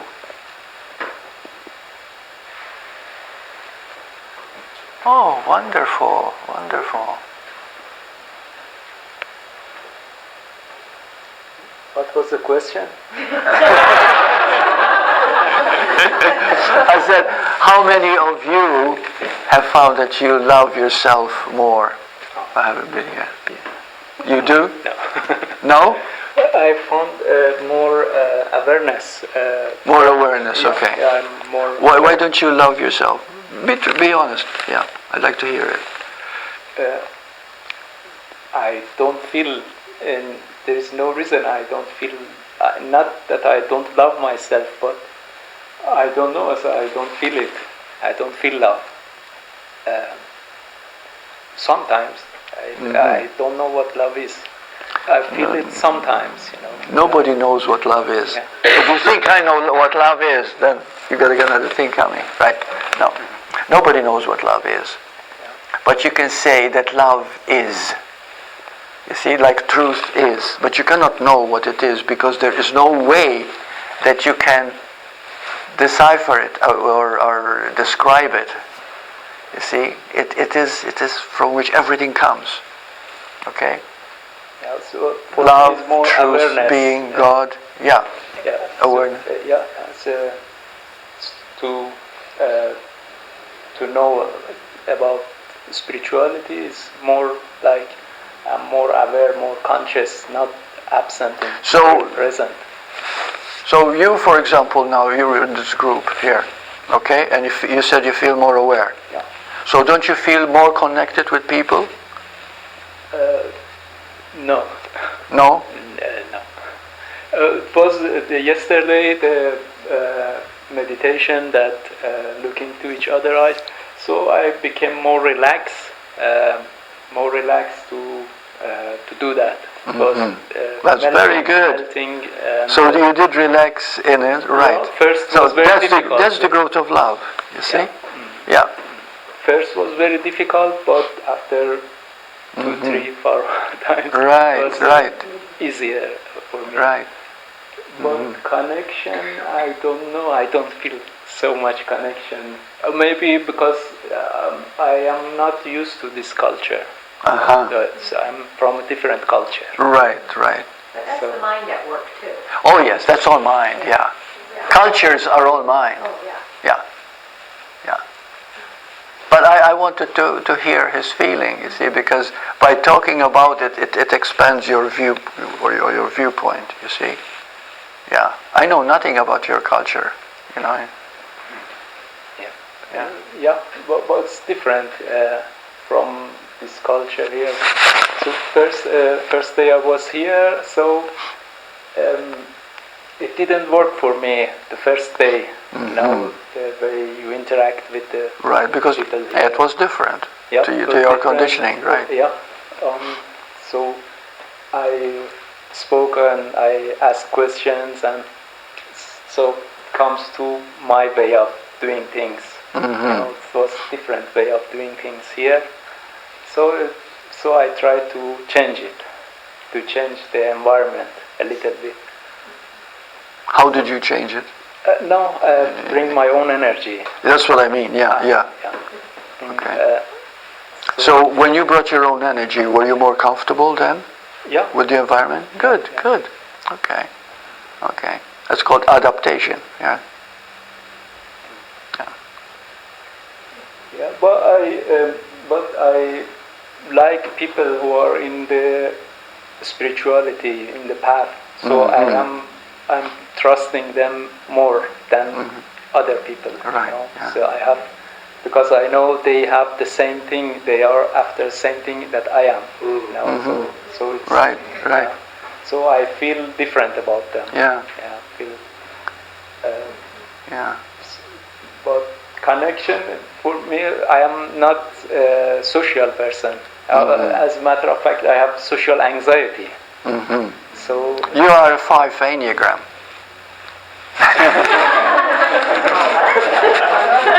Do you know what Enneagrams are? Being a hypnotherapist, that helped me a great deal. Enneagram is that the first 6 years of your life determines the rest of your life unless you wake up spiritually. Because the way you've been brought up by your parents, religion, education, country, etc., will determine the rest of your life. And that characteristic that you're brought up in is called an Enneagram. There are 9 Enneagram types. That's not real. But being a hypnotherapist, it helped me to understand why people act the way they do. And then that characteristic of the Enneagram also takes consideration of the way your body forms, the way you express yourself, the way you look at people. You see? So you have to be careful we don't learn what type you are and identify with it. What's that? I mean, you have to be able to let go of whatever Enneagram you are to find. The Enneagram talks about the ego part. The mind, exactly. The mind, right? The mind, yeah. So that's it. So it's not real, but initially, with people who are not aware, it helps them to see, oh, this is why I'm acting this way. You see what I mean? Yeah, 5 people, for example, are very private people. You see? And so in that privacy, they feel uncomfortable in a group situation or, being exposed type of thing. You don't find many 5s on Facebook. They like their privacy. They're also really great thinkers. Yeah, they have lots of knowledge. Yeah. They're the ones that are coming up with all of these great theories. Theories, right? Very good. Oh, you're aware of the Enneagram. I work with it and I practice. Excellent. What practice is that? I'm a counselor. Yes. Oh, good. Yes, it is very, very good. Yeah. No, Enneagram is just like zodiac signs, okay? They're helpful. They show you their energy, where it's moving. But ultimately, you're not even a male or female. You're just a being, playing the human role. And that's very satisfying to know that. But knowing the Enneagrams and knowing the zodiac signs initially do help you to find how energy moves through conditioning, ego conditioning.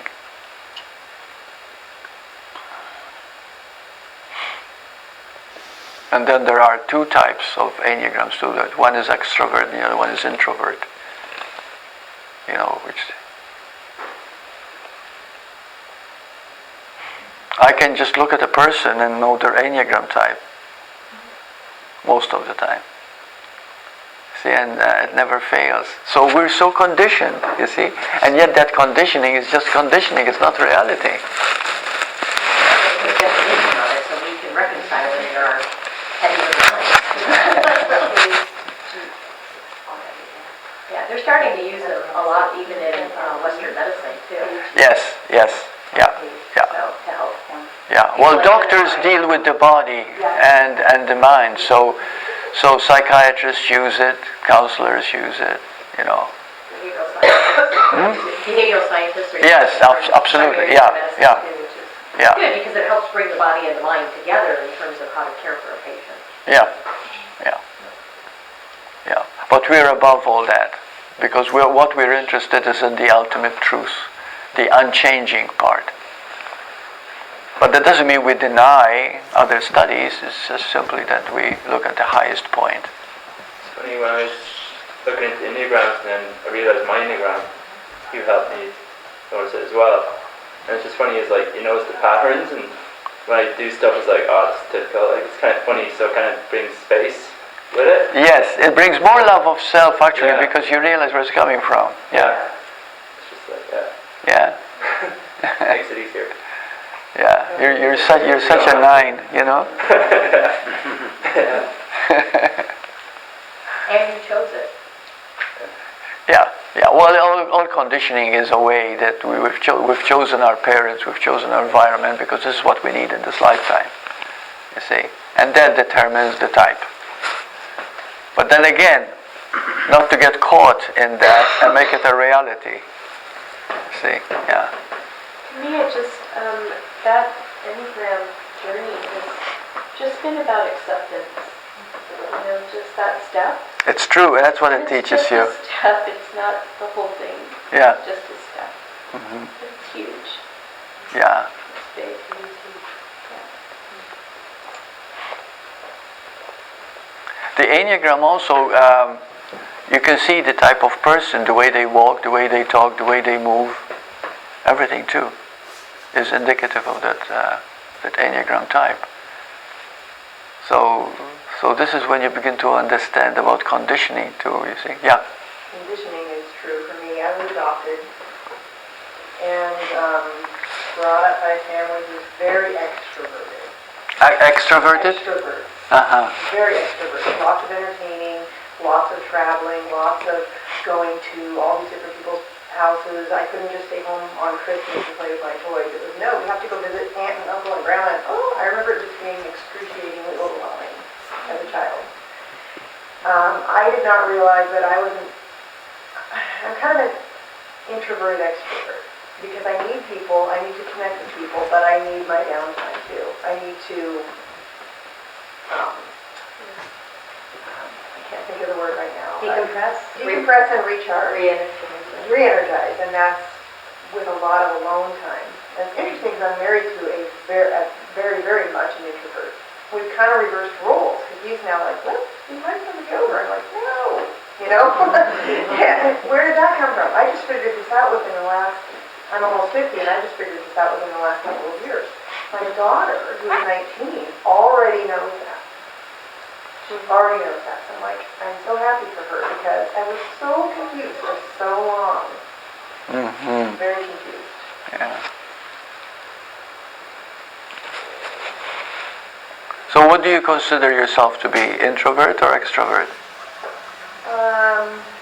Or ambivert, which is the middle between the two? I'm kind of a middle. I would say I go more introvert than extrovert. Mm-hmm. Yeah. Which is strange. I never would have thought of that. So how do you feel being in the group now? Do you feel like it's a family? Yes, now I do. But that hand-holding thing, oh my word. That was hard. Which one? The connecting exercise. Oh, deconnecting. Yes. That was hard. And I was surprised. I'm like, wow, this is hard. You're surprised I was hard? Yeah.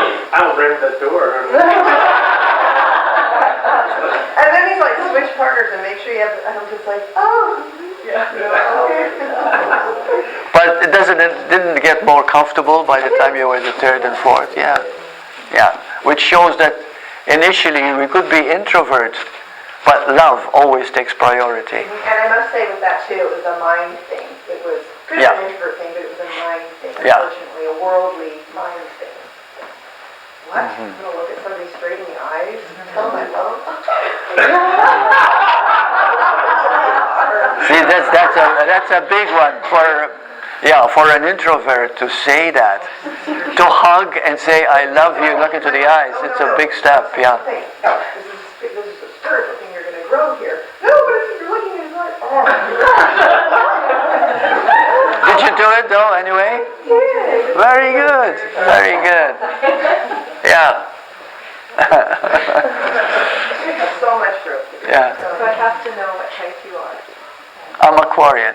No, which any type? 7. 9? Oh, you're 7. Yeah. And I have quite a few characteristics of 9 too.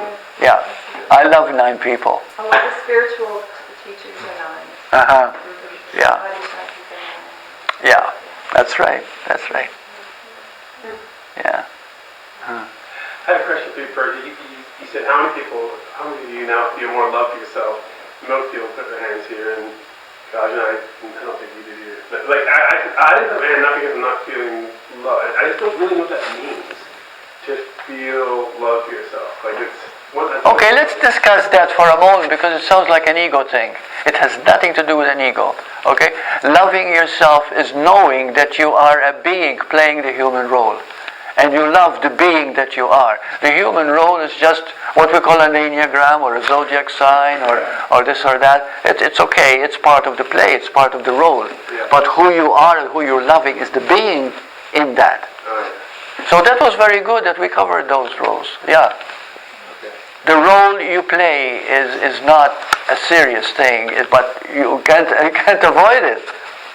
Because I'm not big on the role part of my existence, so I'm like, just like another dude. But I really like I love tapping into that essence. If that's what you mean by that question. Like I see that in people's eyes. Over this weekend, I feel similarly to what George was describing. Like I don't connect easily with people, but I do feel as soon as I walk in here and I sit down at the table, like I know I'm home.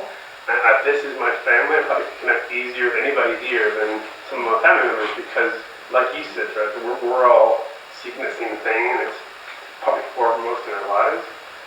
So that makes me feel a sense of connection, even if, as a person, I have a real hard time connecting with people. Mm-hmm. And ironically, talk too much just to make up for it. Yeah. By your question, you meant how we learn to tap more into our being? To your being, yeah. Loving the being, yeah. So, yeah. So that's what it means, loving yourself. I got put my hands in. Yeah. Of course, I know. Yeah. But yeah. The being doesn't have, our identifying factors are like our ego and our mind, right? So how do you identify, like your being, is my being any different than anybody else's? No, there's only one being. There are 7 billion humans, but there's only one being. This means that you are the being we're talking about. You see? Everyone is the being we're talking about. Despite the culture, despite whatever you've been brought up in, despite the conditioning, when love is there is oneness. It doesn't matter. Color, creed, whatever you've been conditioned. The moment there is love, there is a wholeness. There is an interaction. I guess when you're growing up and you could say, you have low self-esteem or you don't love yourself, they're not talking about the being. They're talking about... They're not talking about the being. They're talking about the personality, their ego. Exactly. You have to love that you're clumsy, or you have to love that you're always late, or like... She's very knowledgeable. But that's what you are brought up with, right? Like that's what you what they tell you, like that you're supposed Yeah, to love yourself right. in that way, but Yeah. that's not what we're talking about. No, that's not what they're yeah, Hide right. yourself. Yeah. Yeah. Very good, very good. Yeah. I love listening to you. Loving yourself is accepting yourself, though? Like you were Yeah, saying, yeah. loving yourself is accepting. Yeah, love and acceptance are really, acceptance is a great part of love, right? Yeah, love. Love is acceptance. But also, back to your sort of comment, and we don't necessarily have to love that we, have these particular neuroses, like you say, we're clumsy, or that we're obsessed with Bernie Sanders. We don't have to love these things. We can just accept that that's just what I'm going to do. Yeah, you fully accept it, right? Exactly, yeah, with capital S. So in a way you're loving it in the sense that it's teaching you something. Yeah. Yeah. Okay. This is the love of awareness that you have around it. Like around, say, the clumsiness, like the love of awareness that you are aware of it. Yeah, that you're aware of it, you see? Yeah, therefore you don't hate yourself for being clumsy or doing any mistakes, whatever. It's part of what is happening naturally. And the moment you accept it, it begins to shift. See, that is the beautiful of acceptance too. The reason we keep repeating the same things over and over again characteristically is because we have deemed it or judged it as wrong. But the moment you accept it, which means it's a form of loving it, it changes. Because love, it changes everything takes into itself, into its heart. Everything. Love is big to contain it all.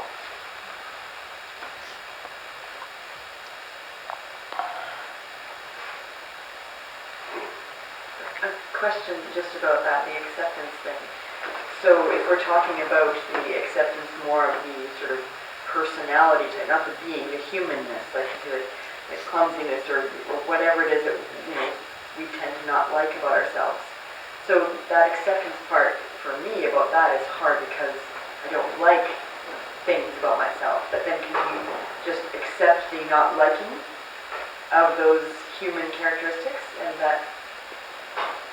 Yeah. You can work it that way. It's the same. Like, forgiveness can be worked out that way. Some people says I can't forgive. So and it says, what am I to do? It says forgive the fact that you don't want to forgive. You see? So you can always work it that way. Always bring it in, There is always an easy way because love is not only who you are, it is what you want more than anything. So it always works. You see? Whatever is happening. Love always works. Love is the only thing that works.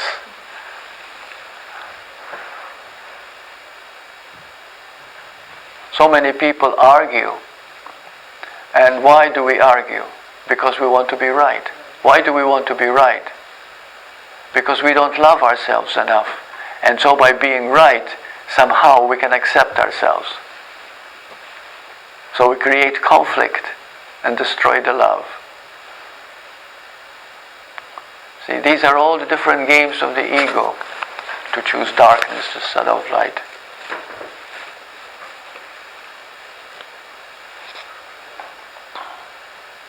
And you find those through looking. Is that? You find those through looking. Through looking. Because love is obvious everywhere.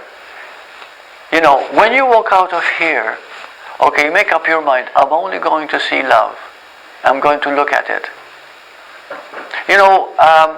Louis, the caretaker here, has a dog. It's a 4-year-old big dog. And I see more love in him than in any human. It's so beautiful, Like if he wasn't a dog, I'd kiss him on the lips. You still kiss him on the lips. No, but you never know what he was eating. Yeah. You know the dog I'm talking about? Yeah, he's here in the grounds, yeah.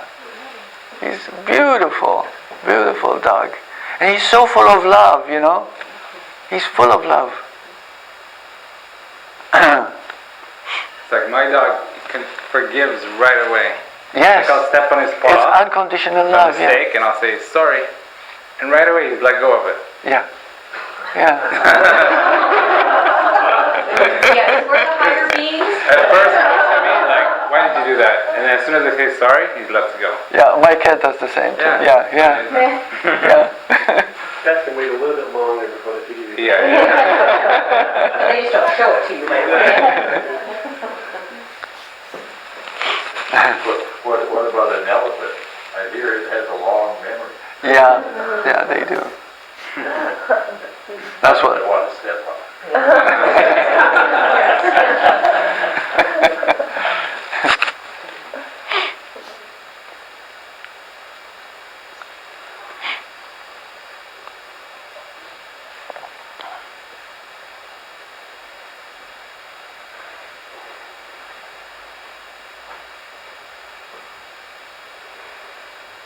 So Bert, you keep mentioning the importance of looking at what is. You talked about that a bit yesterday, but I think since it's such an important thing, it may be helpful to go into it a bit more.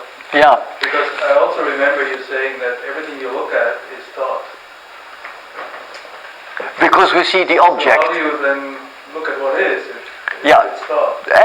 That's excellent. Everything that you look at is thought, appearing real. But if you look at it, really look at it, you'll find that its essential nature is if it's a living thing, okay? Its essential nature is the awareness. Its own pure existence.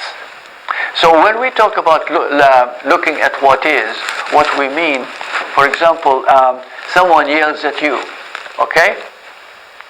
And if that someone yells at you, how can you accept what is? How can you understand what is when you always see that yelling? But if you see only yelling, you're not seeing what is. So seeing what is means that person is yelling because somehow they're angry. They're angry because they think that I have made them angry or something else, but there is anger in them. If there is anger in them, then my job is to accept them and love them, not retaliate. You see what I mean? So the moment you look at what is, you see that whatever a person is doing to you or seemingly doing to you is really doing it to themselves, because that's what they're feeling. They're feeling that somehow or other you made them think negatively. You made them angry. You made them remember something they don't want to remember. So by looking at what is, you see all that very clearly in that person's act. So instead of seeing something hostile to you, you see that that person is suffering at the moment. And so in that moment, you are understanding. And that very understanding, you see, brings peace, not conflict. That is seeing what is. You always see love. Always see love. Now, how do you see love when a person is angry? And they're angry at you. I think one of the things that helped me recently is telling myself that whatever emotion that person is going through is theirs to own. It is not mine to own. I can acknowledge it. I can see what's going on. I can, be aware of it. But because they're angry does not mean I have to engage in that anger if I'm not angry myself. Yeah. Well, psychologically it's very sound, but it still can upset you. Well, yes. But it's not, to see what is, though, is slightly different. Mm-hmm. To see what is to have immediate compassion, because everything that is black, everything that is negative, everything that is not love, is not truth. And so therefore the person is suffering at the moment. And then you have a compassion for their suffering, even if they're throwing it at you. You see what I mean? So that's looking at what is. Looking at what is to see only love.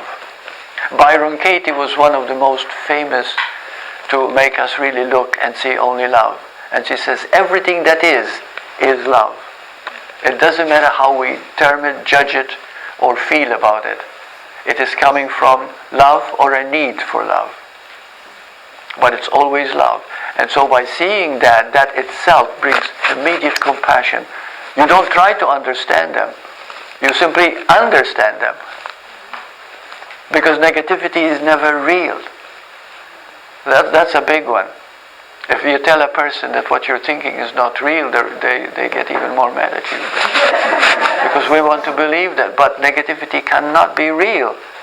But it can be very contagious when you're around. It's contagious because you believe it, though. Yeah. It's hard not to get into that fight, flight, freeze type of thing, because it's conditioned. So it's conditioned, right? This is where the looking can come in, and train yourself. Yeah. I used to think too that I can get caught in something, but now I can give myself time to look, and that very looking itself makes me detached from it. It gives negative energy, when somebody is angry or something, so it could give you a lot of negative energy. If you allow it, if you don't see it as it is, you see. So we're talking about looking at what is. So if a person is very negative, it means that they're carrying that pain inside them. Well, the moment you see that person is carrying pain, instead of taking it personally, okay, you simply feel compassion for them. It changes the dynamic. Okay, so that is what seeing what is. It's important. A person who's negative is not bad. They're ignorant of what is happening because they're making it personal. You see, this is why a person is not real. A person is being. Okay, but when you think about you're a person, you easily get offended.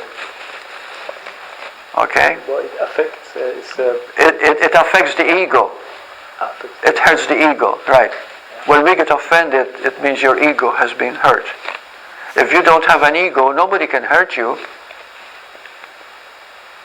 See, because there is no you. There's only being. I mean, for example, if somebody punch you, so it's physical. Yeah, you feel it that there's a punch. Yeah. Somebody is angry, give you negative energy. That's also it's a. Yeah, but you don't have to buy into that negative energy, you see? Yeah. If somebody were to come and punch me, and I know that I cannot get out of it, the chances are I'll punch them back. But the point is that there's no hate in that. There's no animosity, there's no lingering thing in it. So why are you punching them back? Why are you punching them? Because otherwise they keep punching you. That's pure survival at that point. Yeah. That's it, yeah. You still got to honor yourself. Yeah, exactly, right. Same as if a stone fell on your foot. Yeah. You're going to be in pain, but you're not angry at it. You're not going to leave it there because the stone's still on your foot, so you have to take it off. Yeah. That was very good. It's the exact same. Except we don't feel forgiveness or compassion for the stone. Well, We would for a person. Situation, whatever's happened. Yeah, but you still remove the stone, you see. Yeah. Well, that kind of also is the separating the person, the being, from the behavior. You could be upset with the fact that they've hit you, but that doesn't mean you have to hate the person. That's right. Yeah. I mean, children are just so conditioned to believe that, mommy doesn't love me if I'm a bad boy. And it's the separate the behavior. I may not like what you did, child, the behavior, but I still love you. Yeah. And I think that's a really hard thing for our society to separate. Yeah. And that's how we learn by loving what we meant by loving ourselves. Only by loving you can you love another truly. And understand that everything that they do is not against you. It's actually coming from their own pain. Yeah. I can't help but think of that Course in Miracles lesson in my defenselessness, my safety laws. Yes. And how this applies as well with when we're feeling attacked. And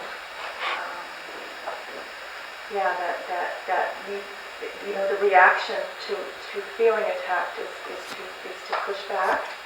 And when you collapse, when you move back, not collapse isn't the right word, but when you step back in love, that force, there is, that often the force stops, doesn't it? Right, of course, because there's no longer resistance. Yeah. Yeah. And I found that in my life when the automatic response is to defend and attack. And when I step back and think, okay, what am I really defending here? That's right. What am I believing? Yeah. Could what they're saying actually be true? Mm-hmm. That's really powerful. Mm-hmm. Hard. Yeah. Yeah. And all the time, whenever we're hurt or defending, is always the ego. Always. You see, and that is why the greatest teachings of all, they tell you there is no ego in truth, because the moment the ego dies, that's full awakening. That's when you're living the enlightened life. Because nobody can hurt you, nobody can do anything. If you have no ego, there's no fear, period.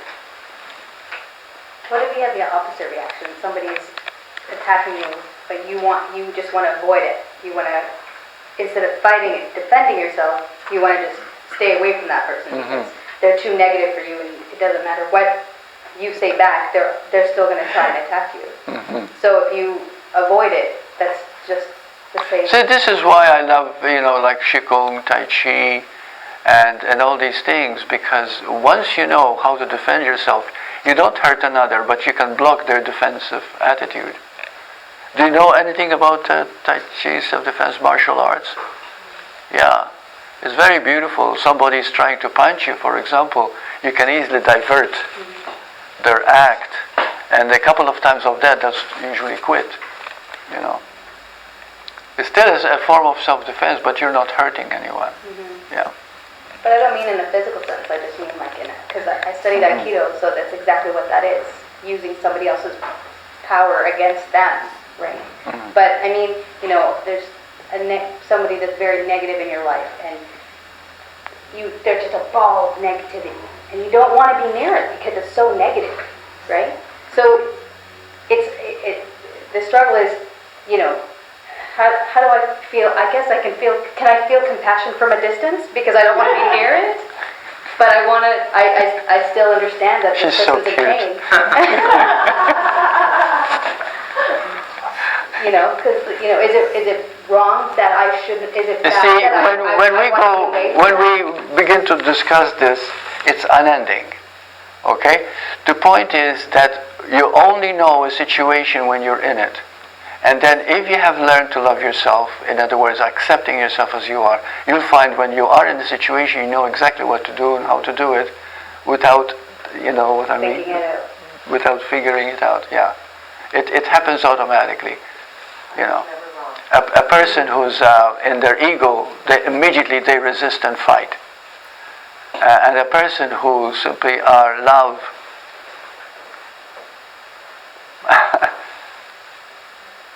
how they react is they react in the moment, and simply it doesn't really matter. I really emphasize with that question you asked, because I have somebody in my family who's involved in negativity, and I seem to feel all pretty at peace and pretty happy, and then I'll be that person, and I'm like, I find it so wearing. Is it your mother? It's my mother. No trouble, we got baby. But the thing for me, I realize, and I think your words help in this regard, is like we have to be honest with who we are, where we are, and if we can accept ourselves, we have our insecurities. When I come to us, that person has a negativity. We're more likely to accept theirs. And then, like you said, Bert, we only know moment to moment. What are we going to do? What does the situation call for? Does it call for a hug, or does it call for, I'll see you in 2 weeks? We don't know. In this moment to moment, we know the truth that comes up. And so for me, I found seems better that it's actually better not to spend as much time. And then when I try to focus on what the positive is, or I try to feel their pain or try to have compassion. Yeah, I haven't got it worked out by any means. Yeah, that is the major thing, though, that when somebody is being against you, to feel their pain. Yeah. See, the moment you do that, that's a form of love, and it completely alters the conflict. Also, like the power to say no. Yeah, and you don't always have to say yes, yes, yes, just because it's your mother. You can be like, no. Yeah, right. I don't want to do that. Exactly. Yeah. Yeah. the Which is ego- And there's nothing wrong in saying wrong. My mother tried that. No, I'm I mean, I'm not gonna do that. She's like, why are you going to Vancouver? Your wife is pregnant. Don't go to Vancouver. It's dangerous. I'm like, no, we're going. That's it. And if And it your works. ego is out of Yeah. it, you're not seeking the approval anyway. Yeah. Yeah. And they give up after a few months of that. Like they give up. Years, I guess. It's funny you said, sometimes it's, do I stay or do I say see you in 2 weeks? I find with my mother, the more, even though I don't want to, the more I call her, the more appreciative she is that I call her. So I get a positive response more so if I do what against my own instinct to like stay away. Do the opposite. Yeah, and if I do the opposite, then she's like, thanks for calling, and I'm like, oh my God, you said something positive. Shocking. So, but you're right. It depends. In that moment, you should. I guess you have to think about, what's the best outcome. What will be the best outcome. As somebody said over here, you said too, like, you always, or what you said, you choose love, like, that's been a bit powerful for me, is that idea of choose love. We always have that, what you would say is follow the heart. We were sitting there, we're like, should I follow the heart? It's like, yeah, like, probably in a hard thing, we can listen to our heart. Yeah. Yeah. These are all very similar. I like hearing everyone. When you listen to your heart, though, maybe she needs to say hello, And at the moment you're being loving, but it doesn't have to be a chore to you if you just,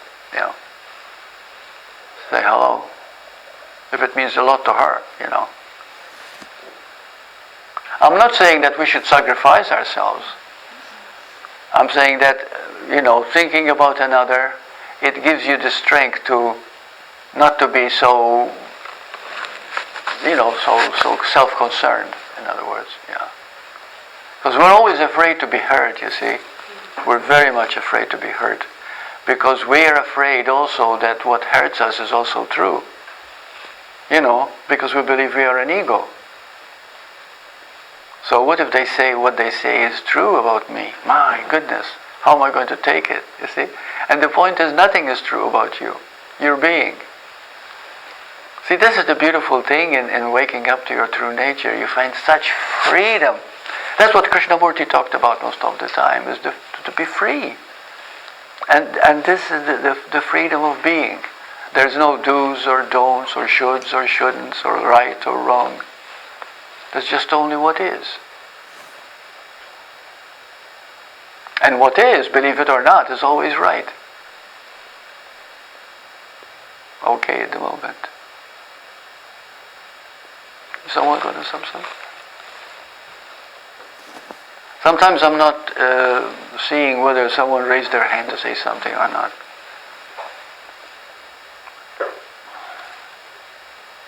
When I have somebody coming at with me with a lot of negativity, and I automatically just go to their child, and I think about how I would be loving and compassionate with the child, and then I just fall into that love for that person. See, this is a very beautiful thing, what you just said. Because when we are negative, we are being a child. Stomping our feet, wanting our own way, wanting to be in control, want to be right. See, that's what a child does. So whenever you're in your ego, see, in truth, there's only one ego. So whenever you are in your ego, you're acting like that one ego, the child that has not been loved. And all the action is the same. When a person's in their ego, they all act the same. They all act the same. Defensive, resistant, So when you see that action, and what you said is beautiful then you see the child in them. And then you have compassion rather than anger. That actually came out in a past life regression therapy session that I did with somebody in my life that happens to be that way. And what I found was that he, in his life, was an abandoned, marginalized child. And so when he comes with this anger or negativity, I stop and I go, wait a minute. This is that small abandoned child, marginalized away from everybody, acting. bringing that forward in his adult life. And so that does help me stop for a minute and go, that's that child. Yeah. So Bert, I find it interesting now that you were saying that there's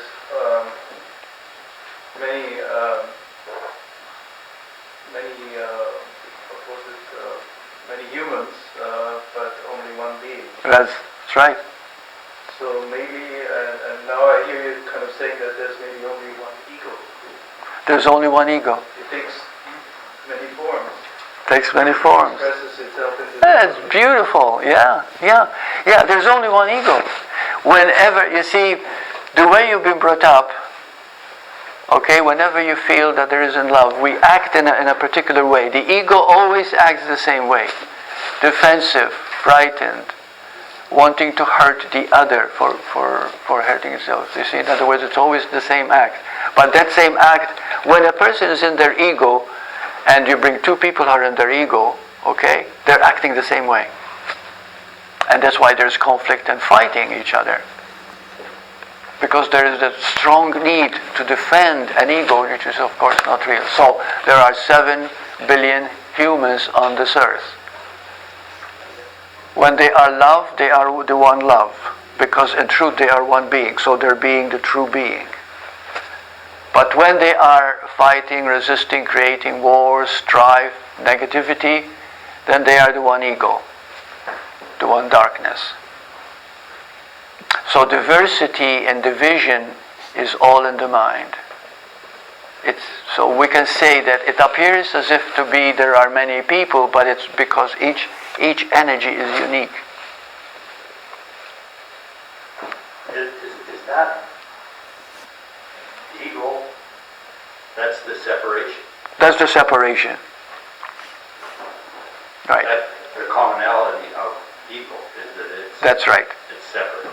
That's right. That's right. And the person who acts in the sense of knowing separation, or they're all the same actions of that child that has not been loved, that feels separate.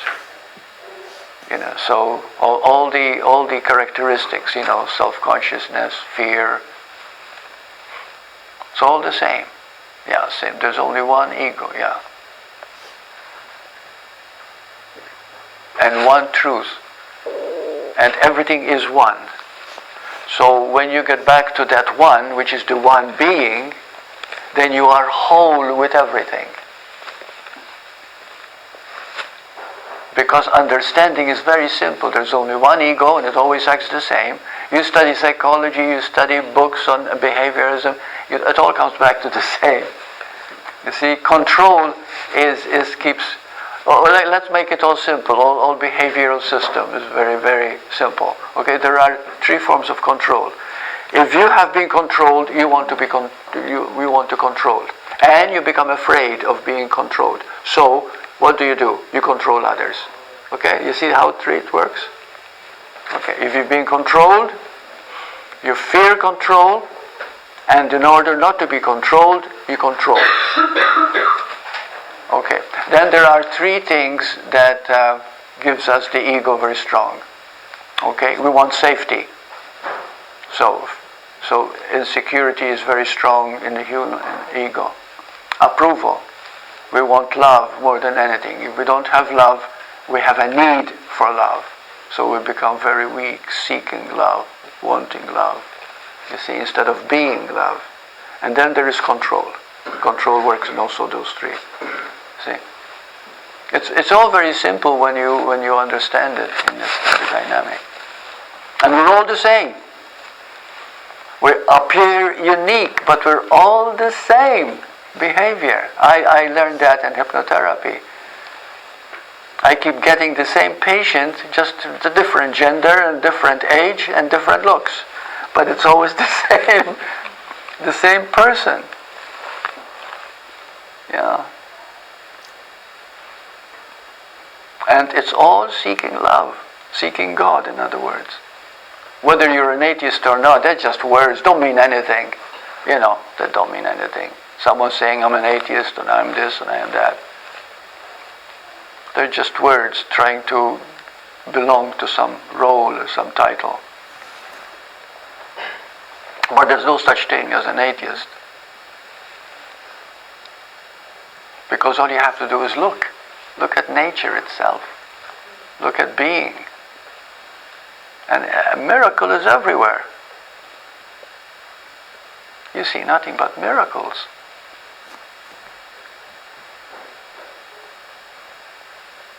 Can you go into that a little? Everything is a miracle? Well, shall we talk the miracle of the body, or the mind, or the being? Okay. The miracle of the body is that everything the body does, it does it through miracle of, for example, like I was saying before, you put a morsel of food in your mouth. That's all you have to do. The rest, the digestion, distribution, elimination, everything is done by nature. See, everything is done by nature. When you need to go to the bathroom, it gives you an urge. When you need to pee, it makes you want to pee. All you need to do is simply follow, go to the bathroom. But nature tells you everything. Everything is done. That's the miracle of the body. You see? How the brain works. I mean, that's fantastic. How it's able to heal a cut. How a cut, if you cut yourself, which is automatic. Yes, yeah, you have a bruise immediately, right. You make sure that it doesn't get infected, you keep it clean. But nature heals it. You see? If you break a bone, the doctor puts it together, but it is nature that restores the previous balance. You see? Now, if you worry about it, it might not return to balance. But if you don't worry about it, then the healing becomes complete. Because when you don't worry, you restore balance. Balance simply means allowing everything to be the miracle that it is, because it's always, always in your favor. Always. If you get hurt, you heal naturally. So that's that is the miracle. And then we go to the miracle of the mind, for example. That's an incredible miracle. How the possibility that the mind works in the way of the law of attraction. And the law of attraction is the greatest force and power of the mind. This means that when you see a human being, all you're seeing is the power of attraction. If that person is miserable, because they believe in misery. They think misery. So they attract misery. You see? A person is cruel and he thinks the world is a rat race and everybody is against everybody. You cannot trust everybody. What does he do when he lands in Canada? He chooses a place, or America, or whatever. He chooses a place where the people think like him. He can't help it because he's drawn to that thing. You see, the law of attraction. You see? Whatever you have or don't have is the law of attraction. What comes around, what goes around comes around. See? So you're always attracting, always. The mind is always creating that. If you see people always angry about you, I get emails from people. See, why is this happening to me? I always meet angry people. And then I have to say something unpleasant. I say because you see anger. And you believe in anger. And there's something in you which is angry itself. So you create that atmosphere in your being. Nothing happens by chance. The mind is an incredible attracting force. The nationalities, the division of nations, how the different countries, it's all a law of attraction. Can you say something about what's going on in the Middle East right now? I don't know. It's not that I'm not interested, but you see, if I start paying attention to what is going in the Middle East, the suffering, the wars, then what's the point? Am I going to heal it? Am I going to bring some salvation? You see what I mean? So I'm not interested in reading the paper or listening to the news. Okay? And people might say, well, Bert, you're not in touch with life. No, I am in touch with life. I'm just not in touch with the world. And I used to be very much so. I used to be quite knowledgeable. But now it doesn't serve anything or anyone. I'm interested in what is real. And I want to help people to know what is real. If not, I'm not interested. You know. I find that most people, when they talk about nothing. But I don't mean the nothing of loveliness. They talk about such trivial things that I'd rather be alone. That doesn't make me unfriendly. I'm friendly because everybody is my friend anyway. But when there is no substance in the communication, then it's a waste of energy, isn't it?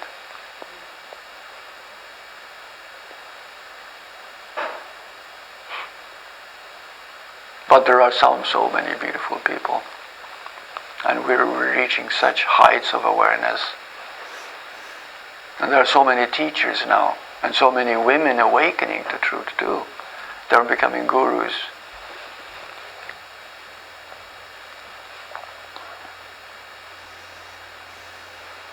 There's also the miracle on the, I think, maybe on the spiritual level.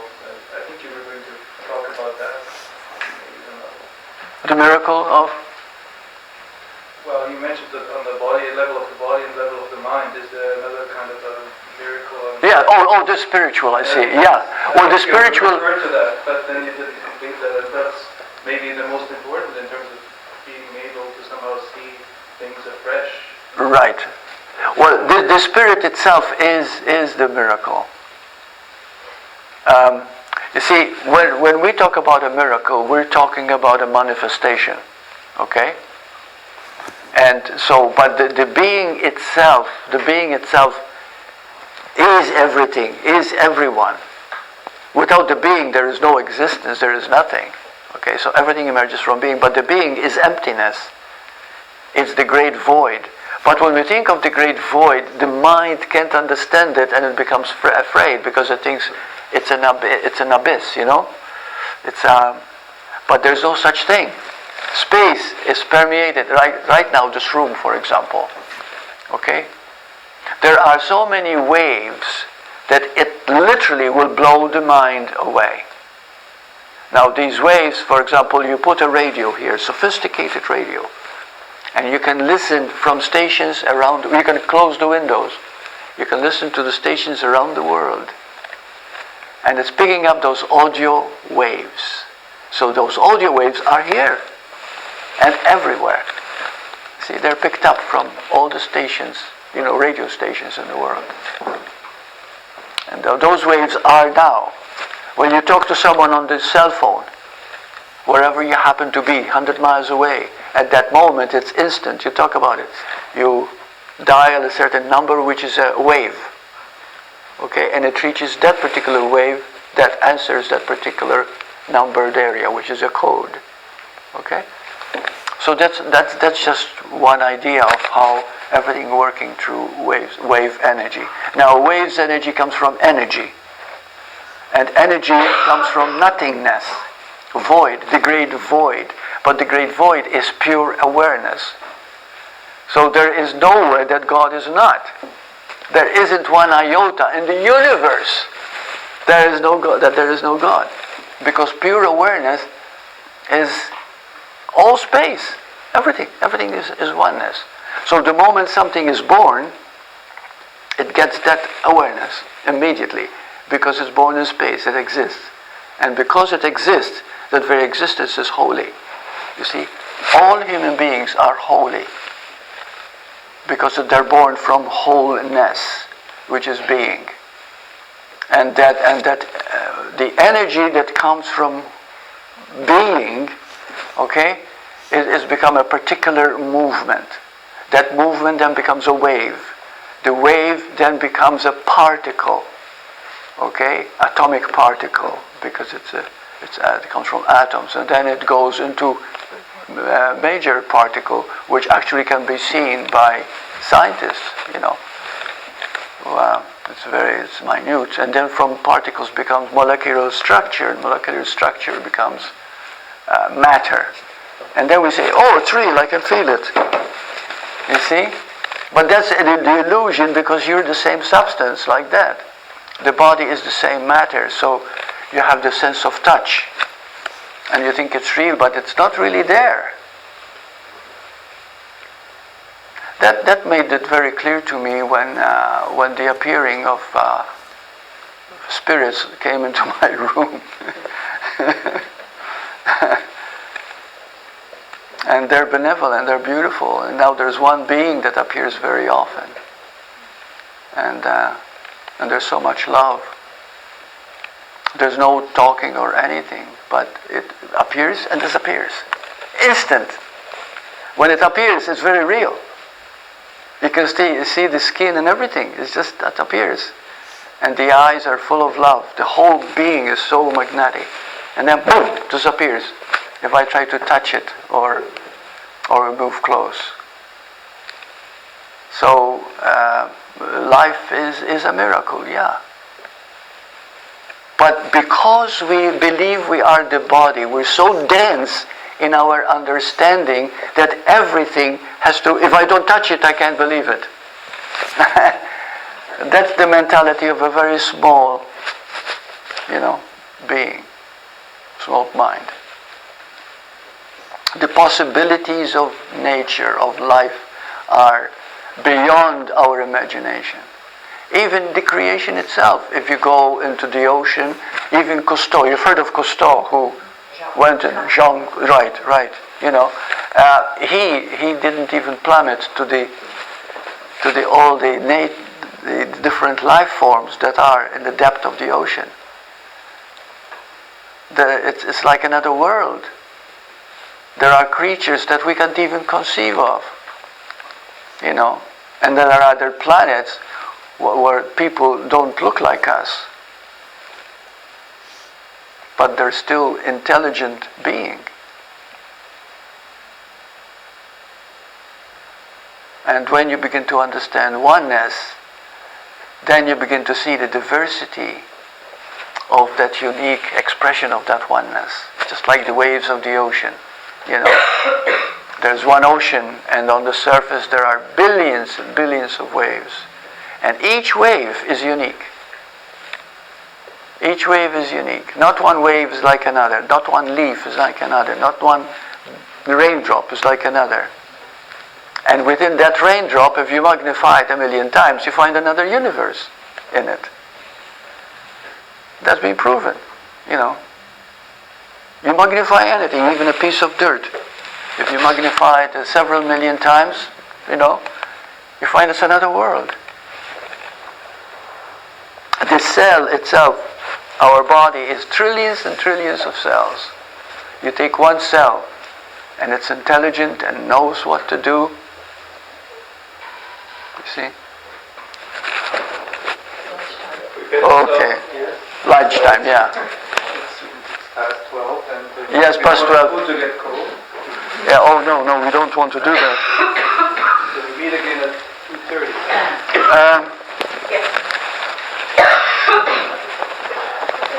Just hold it a sec.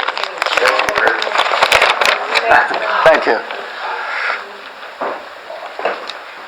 We're staying here for lunch, right? Oh yeah, we are. Yeah, it's 2:30. Yeah.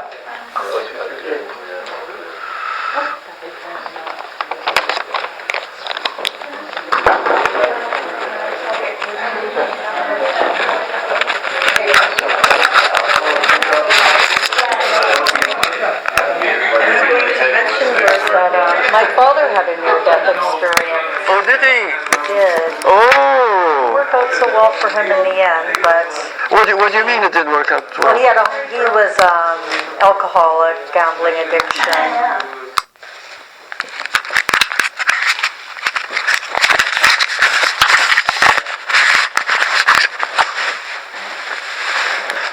Okay. Right now we're going to learn, it's called the gate technique.